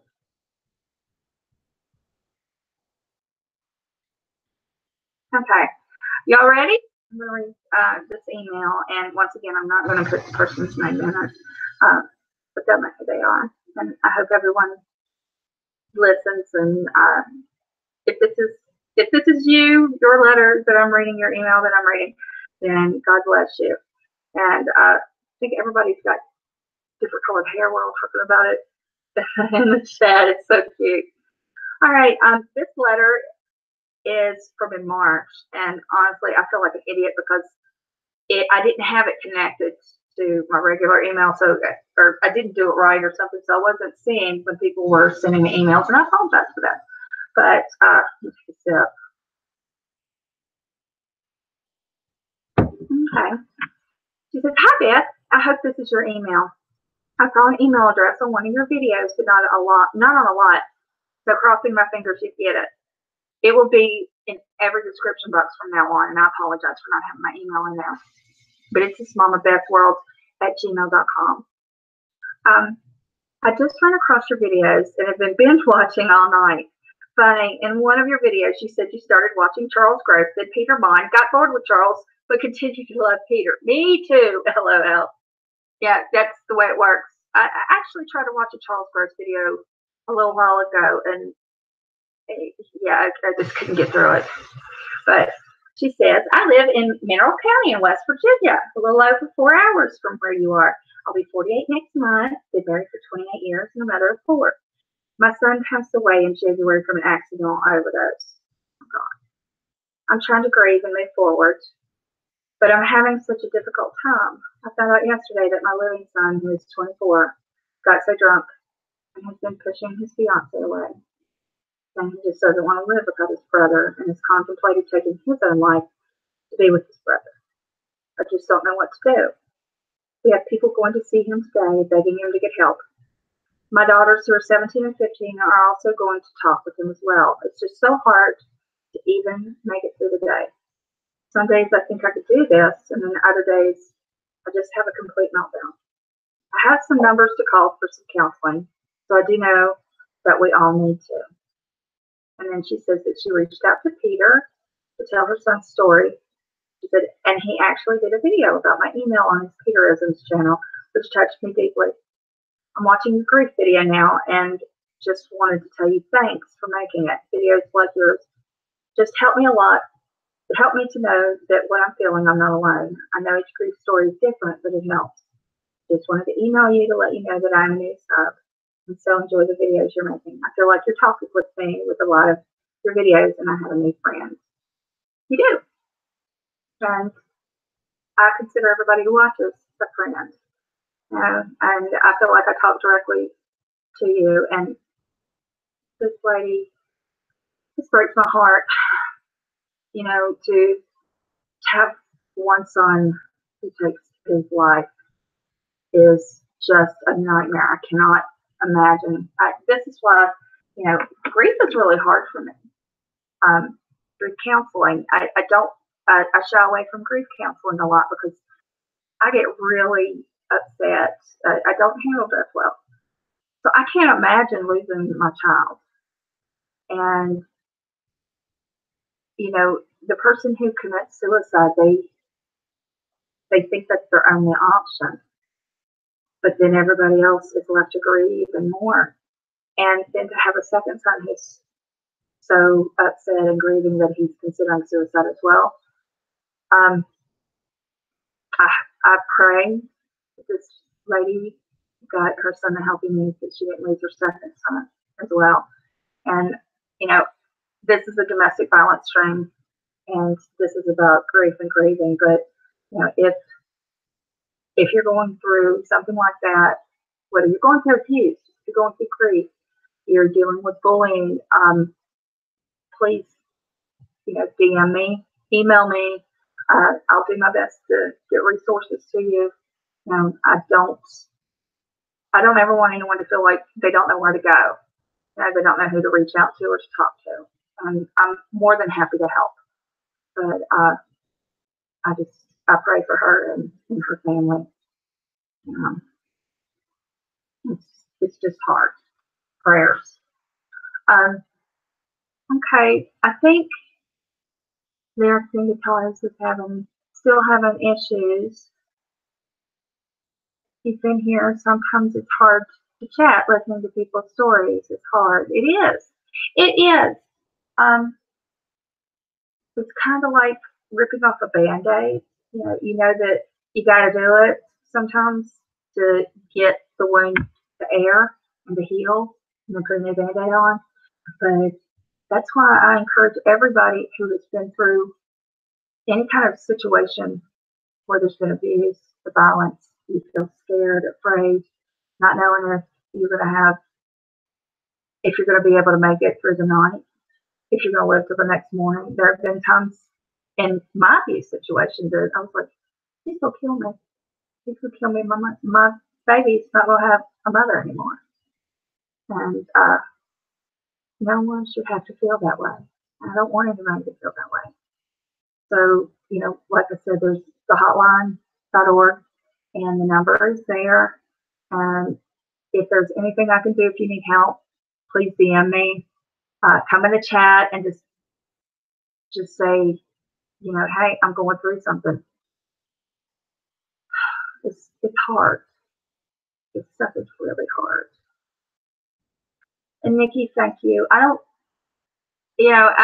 This is what I want to do. This is why I went to school. This is what I felt drawn to. I'll be honest, I was in marketing and advertising for a long time, over 15 years, almost 20. And at the end of that, I was going back to school and to do this because I had always wanted to. And honestly, when I was doing sales and advertising and all of that, I wasn't happy. I felt like, I was always trying to take everybody's last dollar for ads, that it was always about numbers and not, I didn't feel good about what I was doing. Now the marketing company that I work with, I love. They are amazing people. But I wasn't happy in it before, and so I went back to school, and this is what I wanted to do. And I just feel like this is my purpose. Remember in what was that Steve Martin movie? Shoot. It's where he was raised by an African American family, and they told him he had to find his special purpose. And it was a running joke through the movie. The Jerk. That's it. But so now every time I say I think we all have a special purpose, I swear I think of Steve Martin. It just kind of blocks my method of thinking. But you can tell I'm ADHD because literally, the bunny. But this isn't live anymore, damn it. Wait a minute. Why is it not live? It says live here. Let me see. I'm typing. It shows live for me. Yeah, you remember the Jerk? Yeah, it is. Okay, I'm not going crazy. It is live. Stacy, come on back in and join us. And I don't know whether you got popped out or what. Yay! It's live. It's live according to me. Did you all want to talk about anything else? That I've read the letters that I've received, and of course, I thank Puddin for coming on. We've got about 15 more minutes. And was anyone wanting to talk to anything in particular, or wanting to hop on? Oh, Stacy, honey, I stay confused. It's all right. It's all right, though, baby. You're in with good company. But if someone would like to come on and speak, it's open. You're more than welcome to come on and share your story. You know that. All you have to do is tell me, and I will DM you a link on Twitter, or if I need to put another link in the room, I can do that. It says not live. Oh, you've got to hit at the bottom where it's live. It says live, and then it's got like a little red dot, or at least it does on mine. You just click it you just tap it to make it live, because otherwise it lags a little bit behind. The question I asked disappeared. Oops, got bumped off due to the bad weather. I'm back. I'm hoping that our weather. I'm sitting here and it's snowing like crazy. I am so sick of snow. Mother Nature is menopausal. That's all I'm saying. I asked a question earlier about how to reach your daughter. I'm not sure. DM me on Twitter, and we'll talk about this. I don't know the situation. Beth, would you advise counselor for something that happened years ago? Absolutely. The things that happened to us in our past, we carry with us. And until we heal from those things, oftentimes we can't progress emotionally. And it kind of stunts us in our relationship. If you're used to having someone who was abusive or controlling or, hurt you, and that's in your past, even though you may be moved on, you're in a good relationship. But if you're having nightmares about that, or you're starting to worry that the person you're with now is going to eventually be like that, even though they haven't shown any signs of it, you need to heal. And you need to find a good therapist that will talk to you and get to the root cause. Sometimes we don't even remember. There are so many incidents, and okay, I was with the guy who was violent with me. It was horrible for a little over a year and a half, a little over that.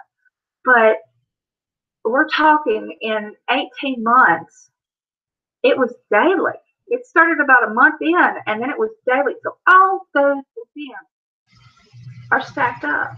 And I had to, when I was in therapy, I had to go back and do everything I remember. And then the next week I'd remember more, or the next time. I think I was going twice a month. I had to remember all those things and get it out and talk about it. I had to let it go. But each one was like a hurdle that I had to get over. So, and if I hadn't, I don't think I would be in the place I am today with my husband, because I would probably still have trust issues, because I have big trust issues after him. Self-esteem was in the gutter. I mean, between my first husband and then that guy, I was just beat down. I'm a lively person. I'm talkative, and people go, "Oh, she talks too much," whatever. Okay, I talk a lot, but if you just see me back then, you would have seen a different person, because I was afraid to talk too much. I got busted in the mouth if I said the wrong thing. So when you're treated like that, you get really afraid to speak. And that's why I want to do this. That's why I have these streams, so you can speak. And you can speak anonymously, but you're still getting out. Let me read the chat. I apologize. I haven't been keeping up with the chat. I've been running my app.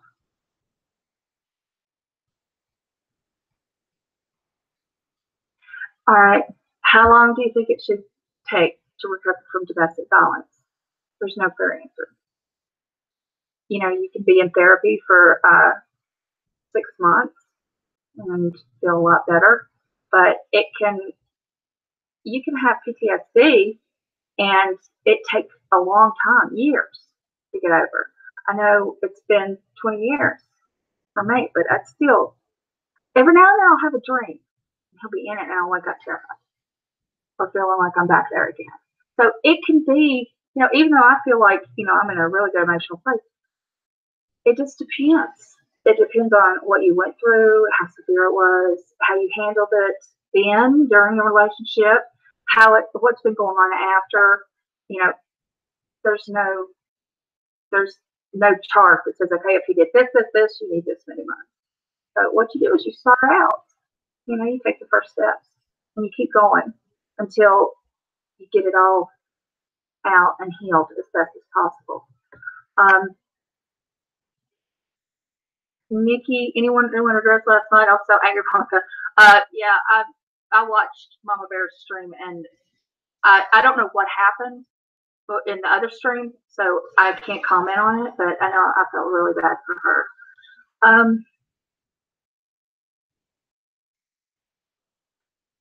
Stacey, let's see, you said she just turned 18 and is developmentally delayed a couple of years. She's in a relationship with abusive, and I can't reach her. Can you, okay, let's see. I'm scrolling down. Give me a moment. I go to therapy all the time and try to get her to go to get someone to show her it isn't just me. I know stuff. Okay, if your daughter is in an abusive relationship, you need to come at her with love and concern. You can't come at her with anger. Anger won't work. Because an abuser will tell you that they love you and that's why they're so cruel to you, or that's why they hit you because they love you so much, or that's why they're so jealous and controlling. They will convince a victim that they love them more than their family does, but they isolate them from their family. So you have to deal with that. They'll say, oh, they don't want you to be happy. Your mom and dad, they don't really love you. They don't care about you. I'm going to take you away and you're going to be with me from now on. They isolate. And you're going to have to, if you come at her and go, you're being abused and this and that and the other, she's going to say, no, I'm not. It's automatically going to be, she's going to get on the teeth down. And so I would recommend that you talk to her as an adult. You know, she may be developmentally delayed, but she is 18. You tell her, say, you're 18, but I'm still your mother and I still love you. And I think you deserve better. You tell her, you know, she's beautiful and she's worthy because she is. And tell her that, you know, you want to see her happy. And this guy's doing XYZ, whatever you know that he's doing. You know, say, is this true that he's doing this? What about this? And tell her those, because these are abusive things. These are what we consider domestic violence or abuse. And just tell her that, you know, you're looking out for her best interest because you love her and that she can always come to you, that you will always answer her phone call. That whether she calls you in the middle of the night, first thing in the morning, midday, whatever, you will drop everything and come and get her. I don't know if she's living with this guy.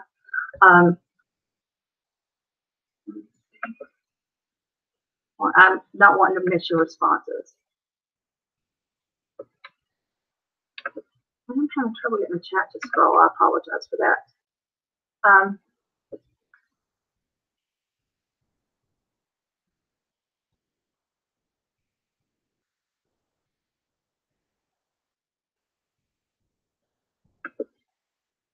Okay. If you want help speaking to her, Stacey, give me a DM. I'll be happy to, you know, talk to both of you together if you'd like to. You know, I'm happy to talk to her or bring her a live stream when we're talking about it. Something may click in her head and say, oh my gosh, that's happening to me. You know, there's several live streams. There's lots of different women telling their stories. And if she understands, you know, if she's 18 and developmentally delayed a few years, that means that she has, you know, the emotional capabilities of a 16-year-old, which is a really rough time as a teenager. We all know that at 16, they don't listen to anything. They want to know it all, be it all, and they want to be grown up, but they're still kind of wanting to be kids too. So that may actually work in your favor. If you say, look, I know you're an adult, but that doesn't stop me from loving you and wanting to help you.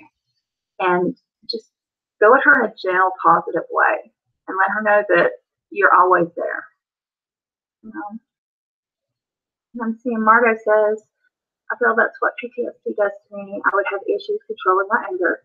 I disliked people that could get me so out of pocket. That's not my personality, you know. Margo, that is absolutely a sign of PTSD. That's one of the symptoms is misdirected anger. And if you get into therapy, you'll learn how to redirect. And there are times when we should be upset, but then there are other times that we shouldn't. And we should never want to get physical with anyone. And you don't want to ruin relationships. So you have to take that anger, because when you've been hurt, you want to hurt others. If someone's been, mean to you, you want to be mean to someone else, because it kind of, it evens you out, you think. But then you feel guilty. So it's just best to learn how to cope better with our anger and emotions. Oh, Margo, thank you. Stop your treat on me. You know what, doll baby? All my donations, everything that I get in super chats, or it's sent to my PayPal, or sent to me in any way, shape, or form, goes to our animal shelter. I know you're new, but I support Operation Underdog here in West Virginia, and I love coffee money, because y'all know I love coffee, but it all goes to the shelter. So thank you very much. I really appreciate it. That is so sweet. And Nikki says, Margo, has your therapist tried EMDR with you for your PTSD? Yes, that's a good question. What approach is she taking to deal with your PTSD? I have palpitations when my heart is away from me because it's 10 years of cheating, which leads to panic. Absolutely. Absolutely. You were traumatized by his cheating. You're physically reacting to emotional trauma. And that's what post-traumatic stress disorder, you can get it from having a physical altercation, a physical thing happen, or emotional. It could be either one. I have patients that have PTSD from being verbally abused their entire childhood. And now when anybody raises their voice, they cower. Either cower or they lash out. Post-traumatic stress. And you have to learn what your triggers are and how to cope when you have to be around something when it's triggering to you, and learn to recognize your feelings when the anger is building, or fear is building, or anxiety. And it takes a good amount of therapy to get through serious PTSD. So it sounds like you may be experiencing that if you're having that much pain. But if your husband or your spouse now is, he's a good man, he's faithful and good to you, and you've told me that you're in a wonderful marriage, so he's great, but you're still feeling like you are in a relationship with someone like your ex. So you're actually kind of maybe punishing, your husband a little bit, or making him feel like, he's not doing enough, because you're still thinking he's going to be like the first one. But men are different. There are men who are abusive and awful, just like women. And then there are guys that are good to you and will treasure you. And if you haven't watched my video, you are a gem, but do you have the right jeweler? That's a great one. And let's see. Back up just a minute.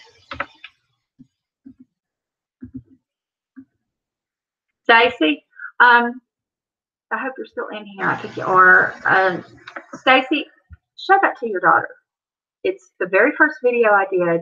You are a gem, but do you have the right jeweler? Okay.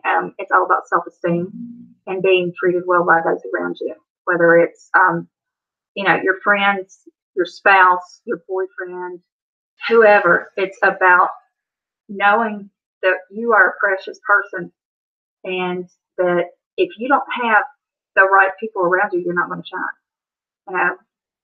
Some of the most beautiful diamonds look like just grungy old gravel rocks if they're not in the right setting and they're not cooked correctly. So that's a good video about self-esteem and, the people who you let around you and how you let them treat you. Because they can say whatever they want, but it's what you answer to. And they can try to treat you however you want, but it's how you let them. We can control most of the situations by our own reaction. We can't control how they act. They may be jerks to us, but we don't have to stay around them. We choose to leave. Or at least as adults, we can. So And Jane's exactly right. PTSD doesn't have to be a big part of your life. With good therapy and EDR, it can be part of your life, yes, but not dominated anymore. It is relieving.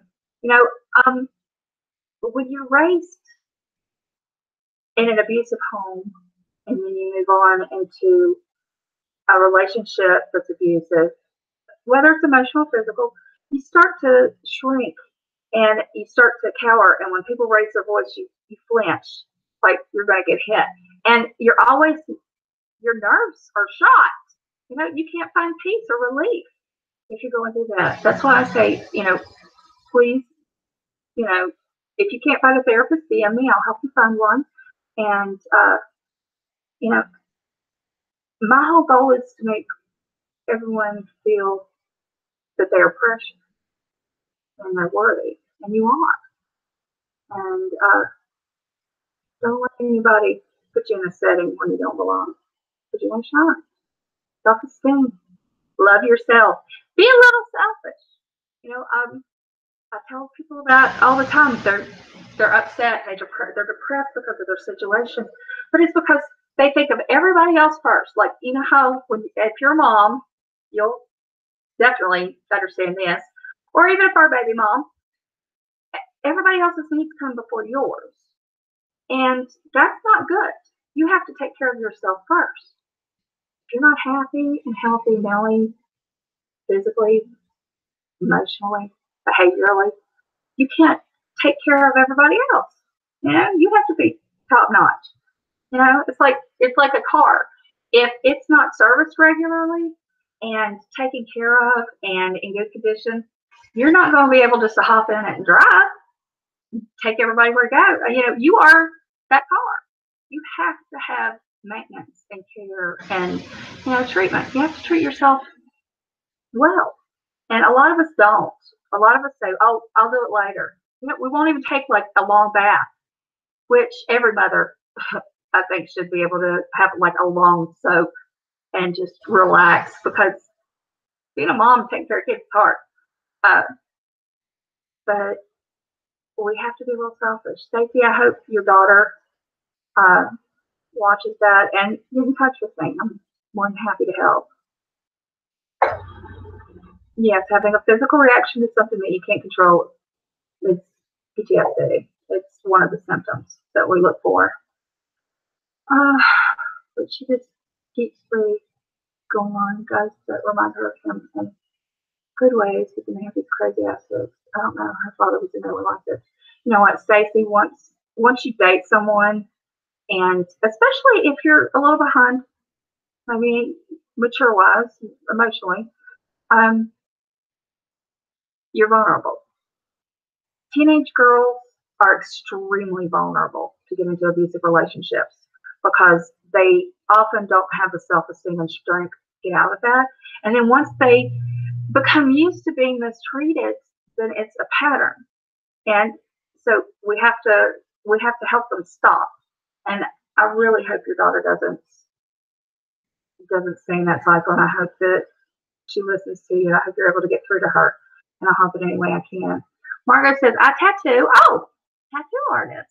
And I make sure to always tell, like especially my female clients, that they are perfect and don't allow them to shame themselves. I love making people feel nicer about themselves.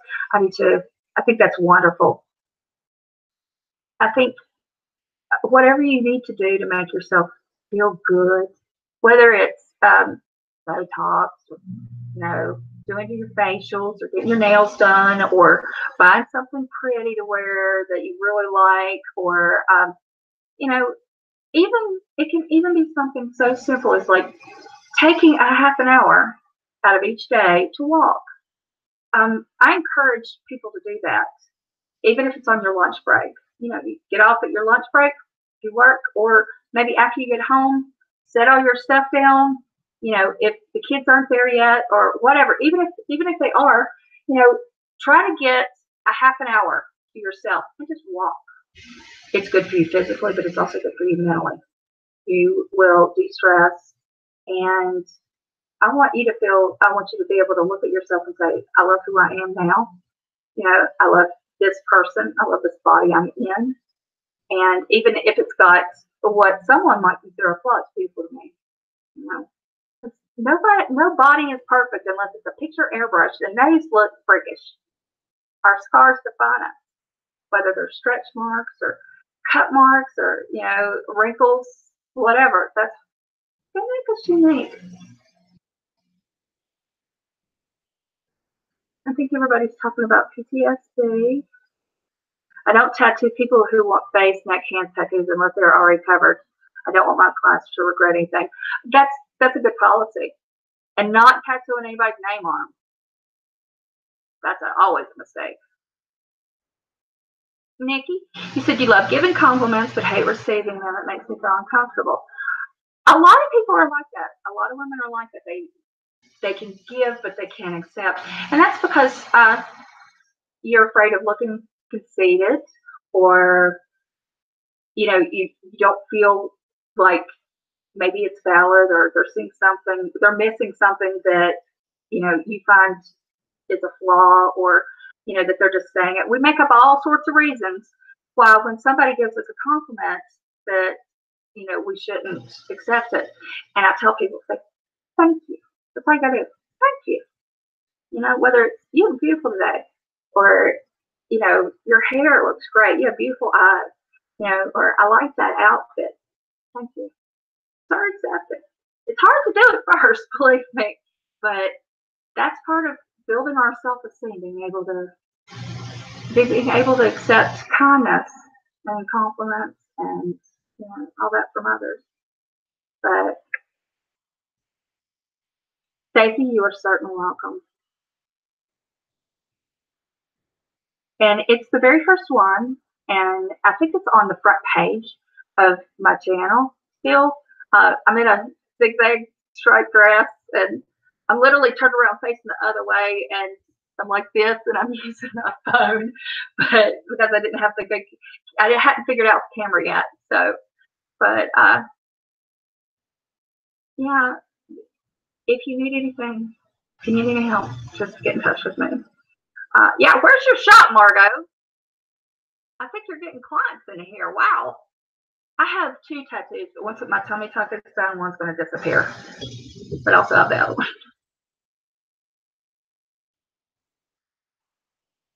Nikki, know that you're beautiful and you're worthy. And just say thank you. Well, you're in Mississippi. Okay, well, I tell you what, Lace with Lacey, if people want to get in touch with you, can they Twitter you? Twitter you. I sound like an idiot. If you want to put your Twitter in here, that's fine, and they can DM you, and maybe you get some more clients.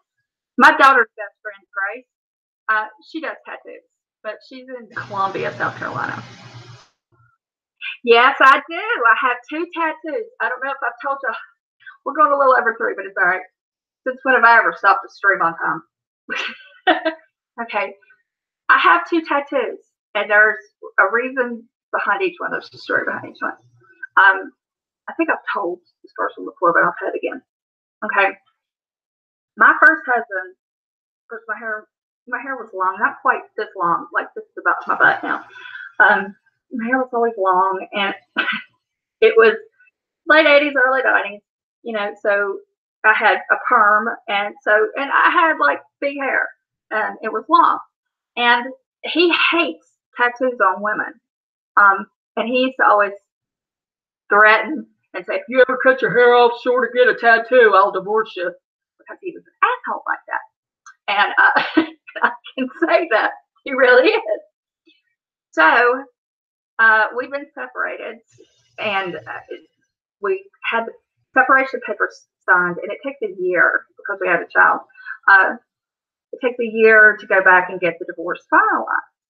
Well, it was almost to the year point, and I called him and I said, look, I'm coming back. I was living in North Carolina. So I called him and I said, look, I'm coming up. We'll sign the papers at the courthouse and get this over with. Because it had all been paid for. Everything had been paid for. And he starts hemming and hawing.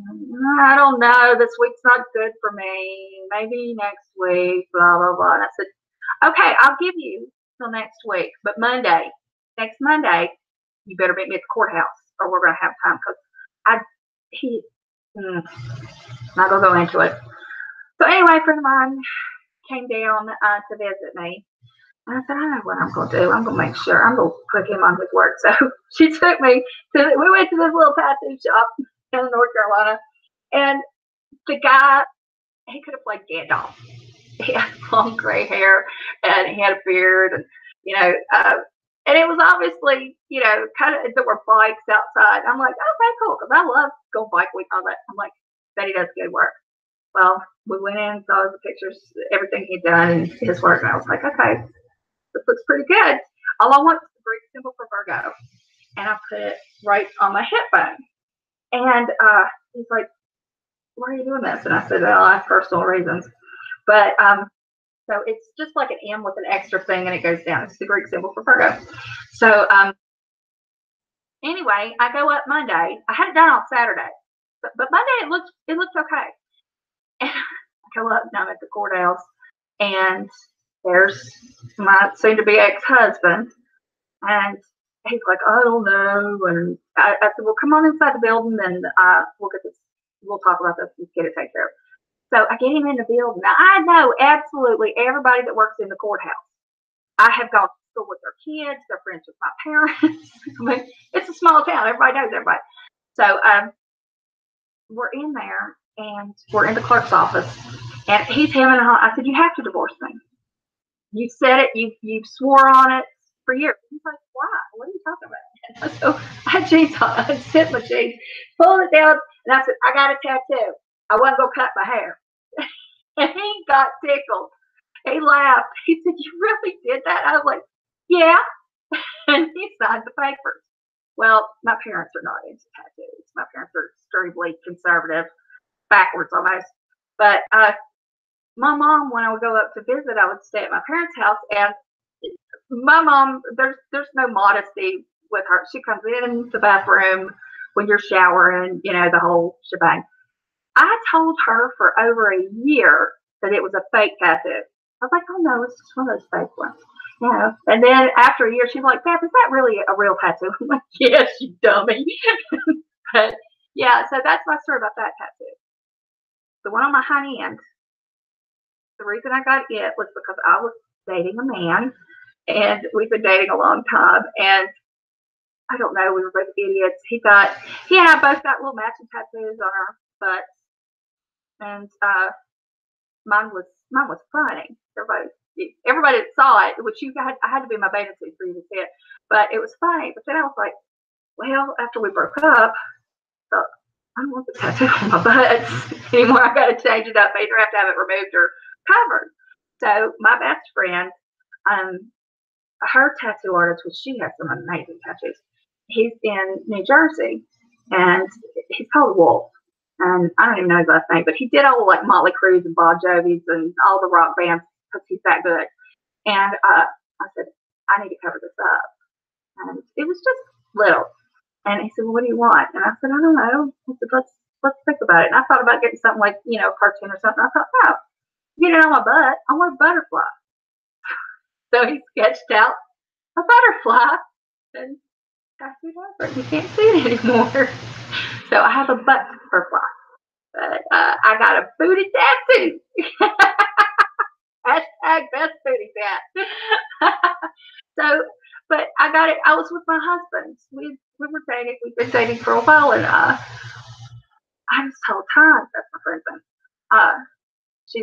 She's my BFF. She's my buddy, and she was like, "Well, let's go do it." I'm like, "Okay." Shits and giggles.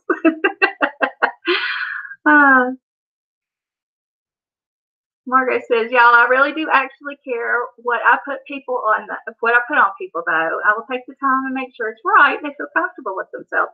That's the important thing. There are people that I know who said, oh, I just got drunk and I was so smashed, I don't even remember getting a tattoo. I'm like, well, that tattoo artist wasn't very good because you're not supposed to do it when somebody's drunk, And I was like, every time I hear that, I'm like, why didn't the tattoo artist say, oh my gosh, they are really drunk, I shouldn't be doing this, it's a bad decision.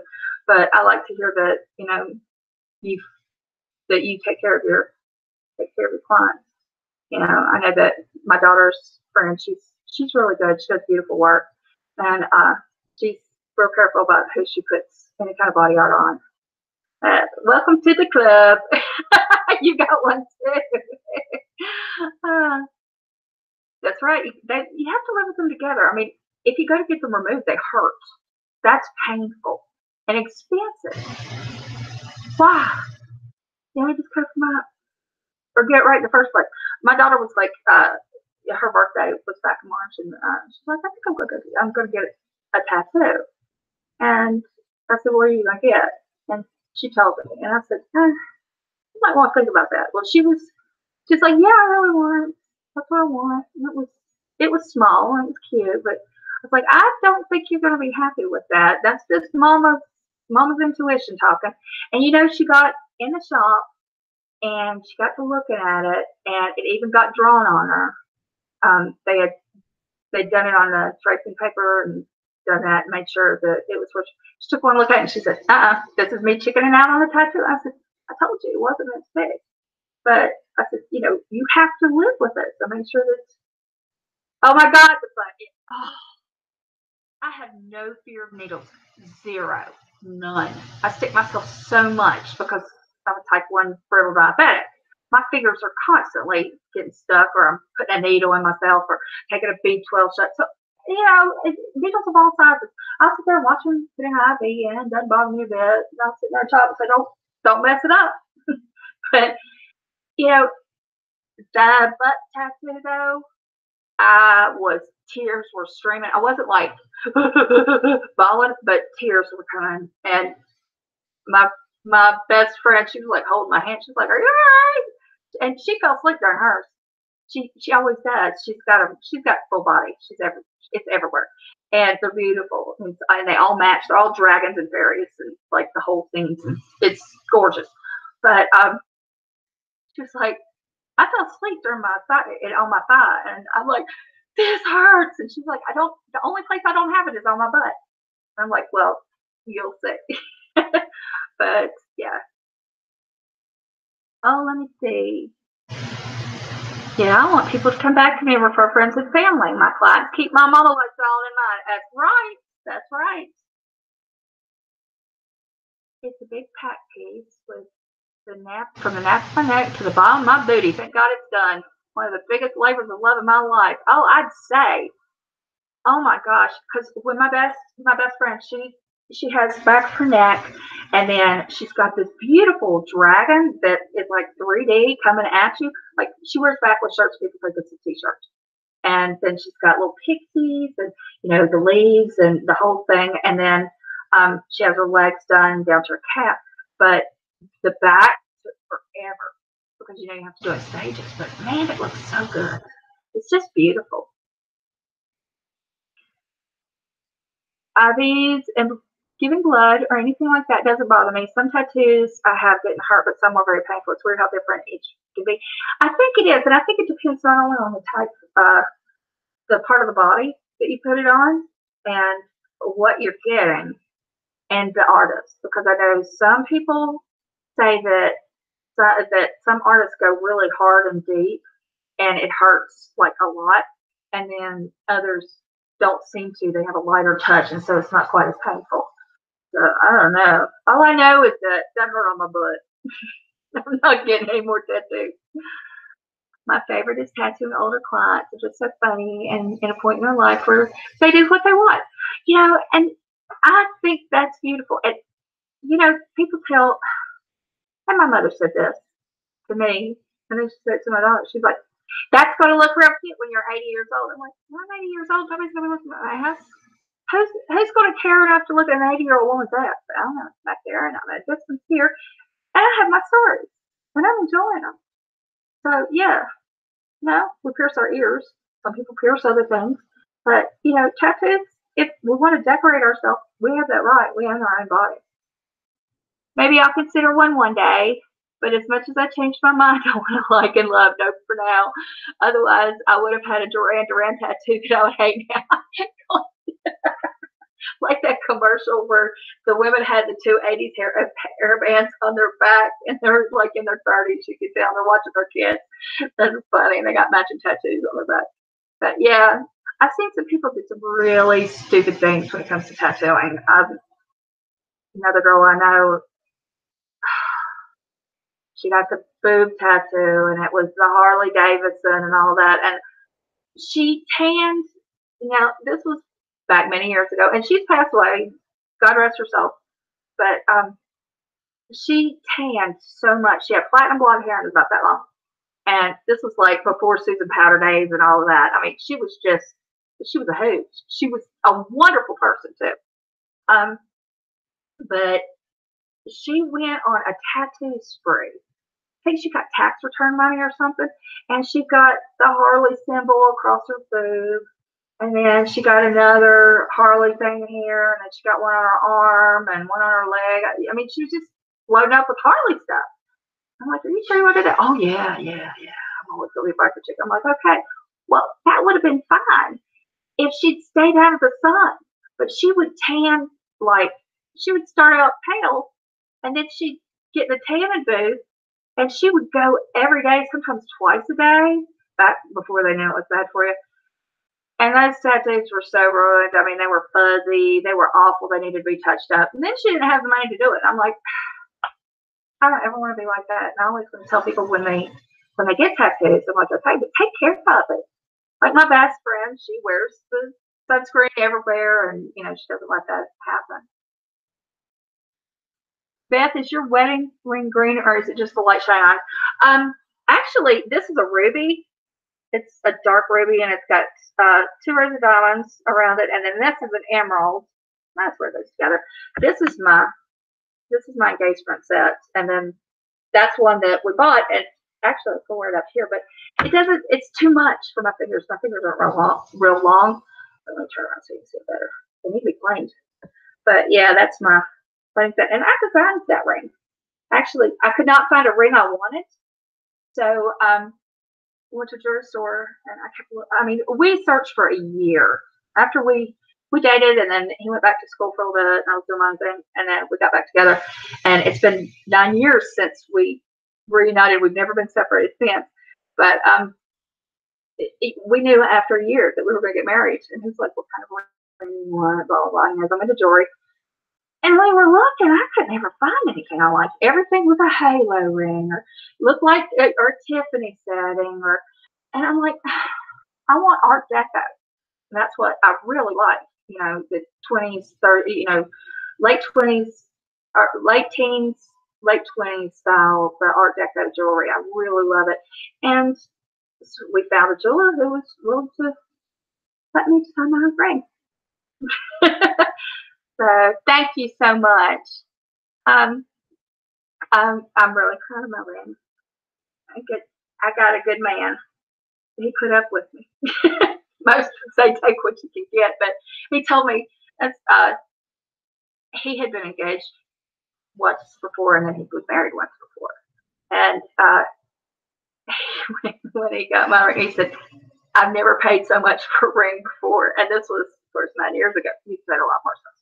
But he was like, I've never paid so much for an engagement ring. And I'm like, how much did you pay? He said, I think I paid a couple $100 to his ex-fiance way back. He said, but I wasn't making any money. He said, I think his ex-wife was like maybe like $500. So I said, well, I'm worth more.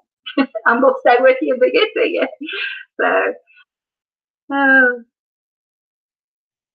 Drama Queen, I don't think you look like a hippie.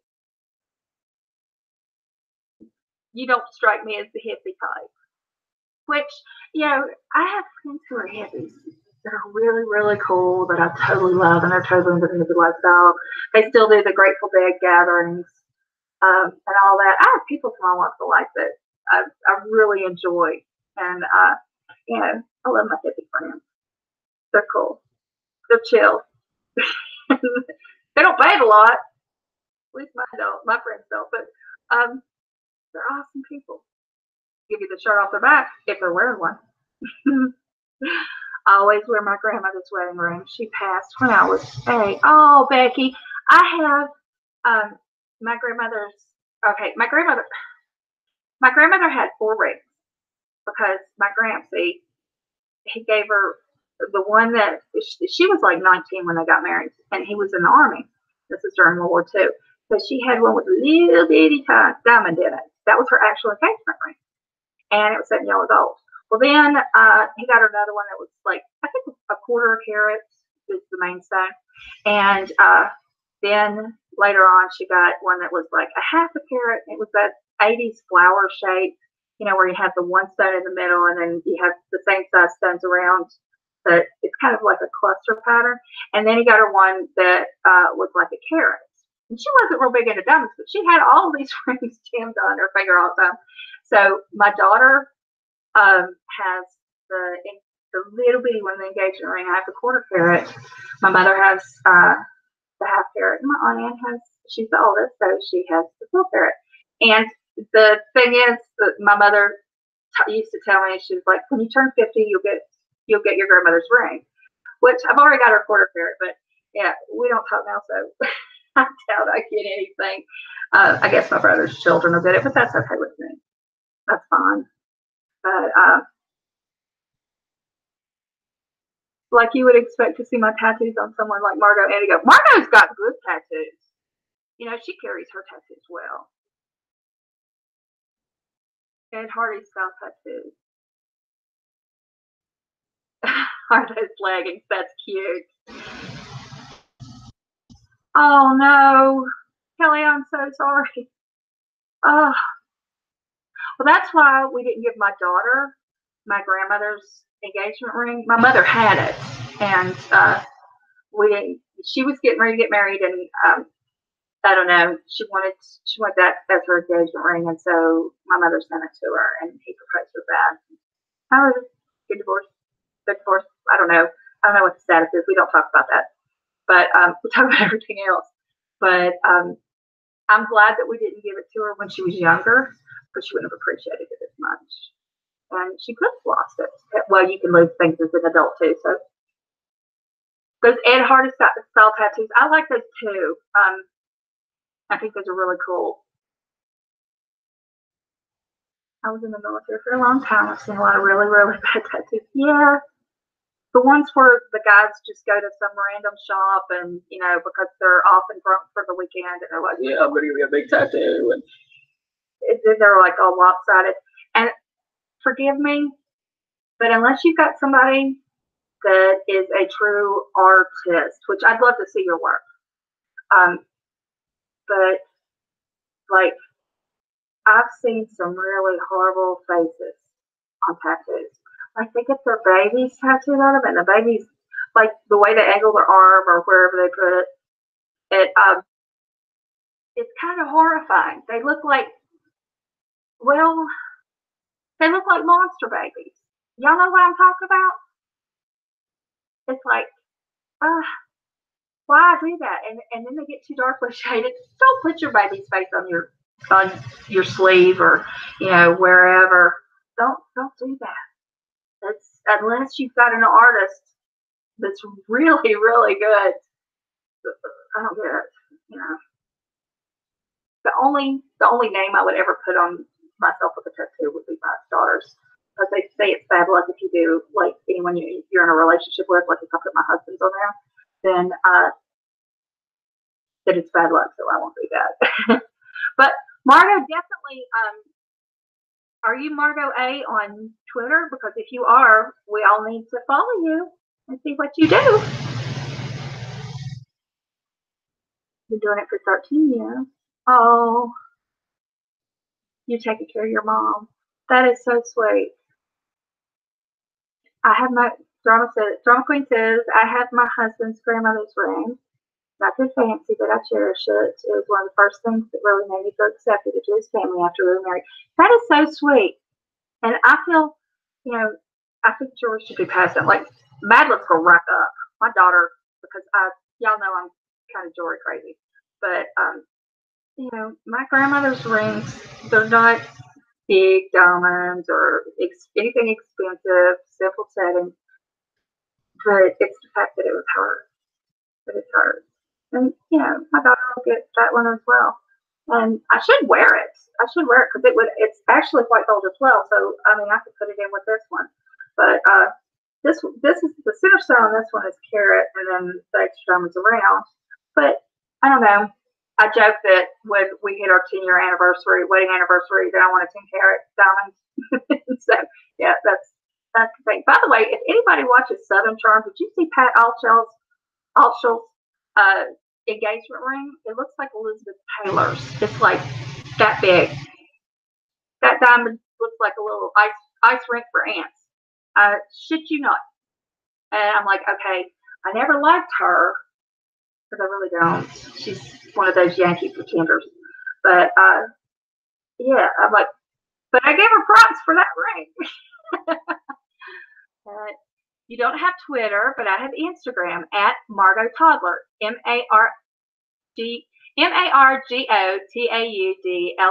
and I'm spelling it out so we can all go and follow your Instagram so we can see. And on Facebook, same name. I'd love to tattoo anyone, and like I said, I travel all the time. That's my bread and butter. Awesome. That is wonderful. Well, you know, we all need to sign up and see your work and watch where you're going, and hopefully anybody that wants a tattoo that's in here can get one. Yeah, she is, and Lord, her son. I saw he's just, they keep hiring him girlfriends and just give it up. And she tries to talk like this and this. I'm like, oh, shut up. You can't even do a Magnolia accent. You know, I can do a Magnolia accent just with the snap of my fingers. I can sound just like I'm from Savannah because I visit there all the time. There. That's a Magnolia accent. Mine is a Blue Ridge accent. Blue Ridge Mountain, but the T is silent. Oh, Salve, I'm so tickled that you found me. And there you go. Start to follow. That's so wonderful. We're all going to be on your Instagram. And listen, everybody, I am going to, and you all can still talk on the chat. I'm going to stop the broadcast, though. It is 3:33, and as you know, I'm going to start another broadcast, and we're going to be talking about mental health, so come on in. I'm going to talk about anything from anxiety, depression, to diagnosed disorders like behavioral disorders like, you know, I don't know, bipolar, the different types of bipolar. And I'll probably have to, I've got some notes because I'm like, if I get thrown an odd question, I'm going to have to go back and remember. And I've got all my school stuff downloaded between my laptop. I saved everything. It's probably by my computer stuff. But, and then I also have references that I can hit up to. So that way I don't say anything wrong. I'm always worried about that, you know, because I do this for a living. And when you're one-on-one in therapy with someone, you know, you have time to bring out everything and, you know, to figure out what's going on. But, you know, when you're live and you're having a bunch of people throwing questions at you, you don't want to say something wrong or, you know, whatever. But anyway, Beth, what's the flushing sound? Jane's desperate to know. That's my stupid refrigerator. It's the ice maker. It makes this horrible noise. But it's the refrigerator. And the reason it's doing that, I don't know whether it's going to do that forever, because we have to get the plumber back to put a connection, because it's in this part of the house. It's over a crawl space. And for some reason, they didn't put a connection. I don't know. I don't know anything about plumbing, but they've got to hook it up. So I have my ice maker that I paid for because I just hate it. I'm sorry. Taking over your thought processes. I am so sorry, Jane. Maybe it'll shut up. It keeps flushing. It sounds like it's flushing every now and then, and it's just the motor on it, to be honest. See, it's gone. Can you hear it? See, it's gone. I'm so sorry. I can't unplug my refrigerator though. Sorry. All righty. Mama Bear. Is Mama Bear in here? Do you know any like help as far as coping with a loved one with a disease? I love my mama, but I hate Parkinson and what it's still. There are support groups For Parkinson's patient families, look on Facebook. Facebook is really good about that. There are YouTube groups that do live streams like mine, and then they can do private hangouts. You can do private Google Hangouts with one another. But I'd start with Facebook, and I'd put in Parkinson's support group and go in there, ask to join, several. And you'll find some that you really like, and then you'll find some that you're okay with. Like, I have rheumatoid arthritis, and I'm a member of several support groups that deal with RA and autoimmune diseases on Facebook.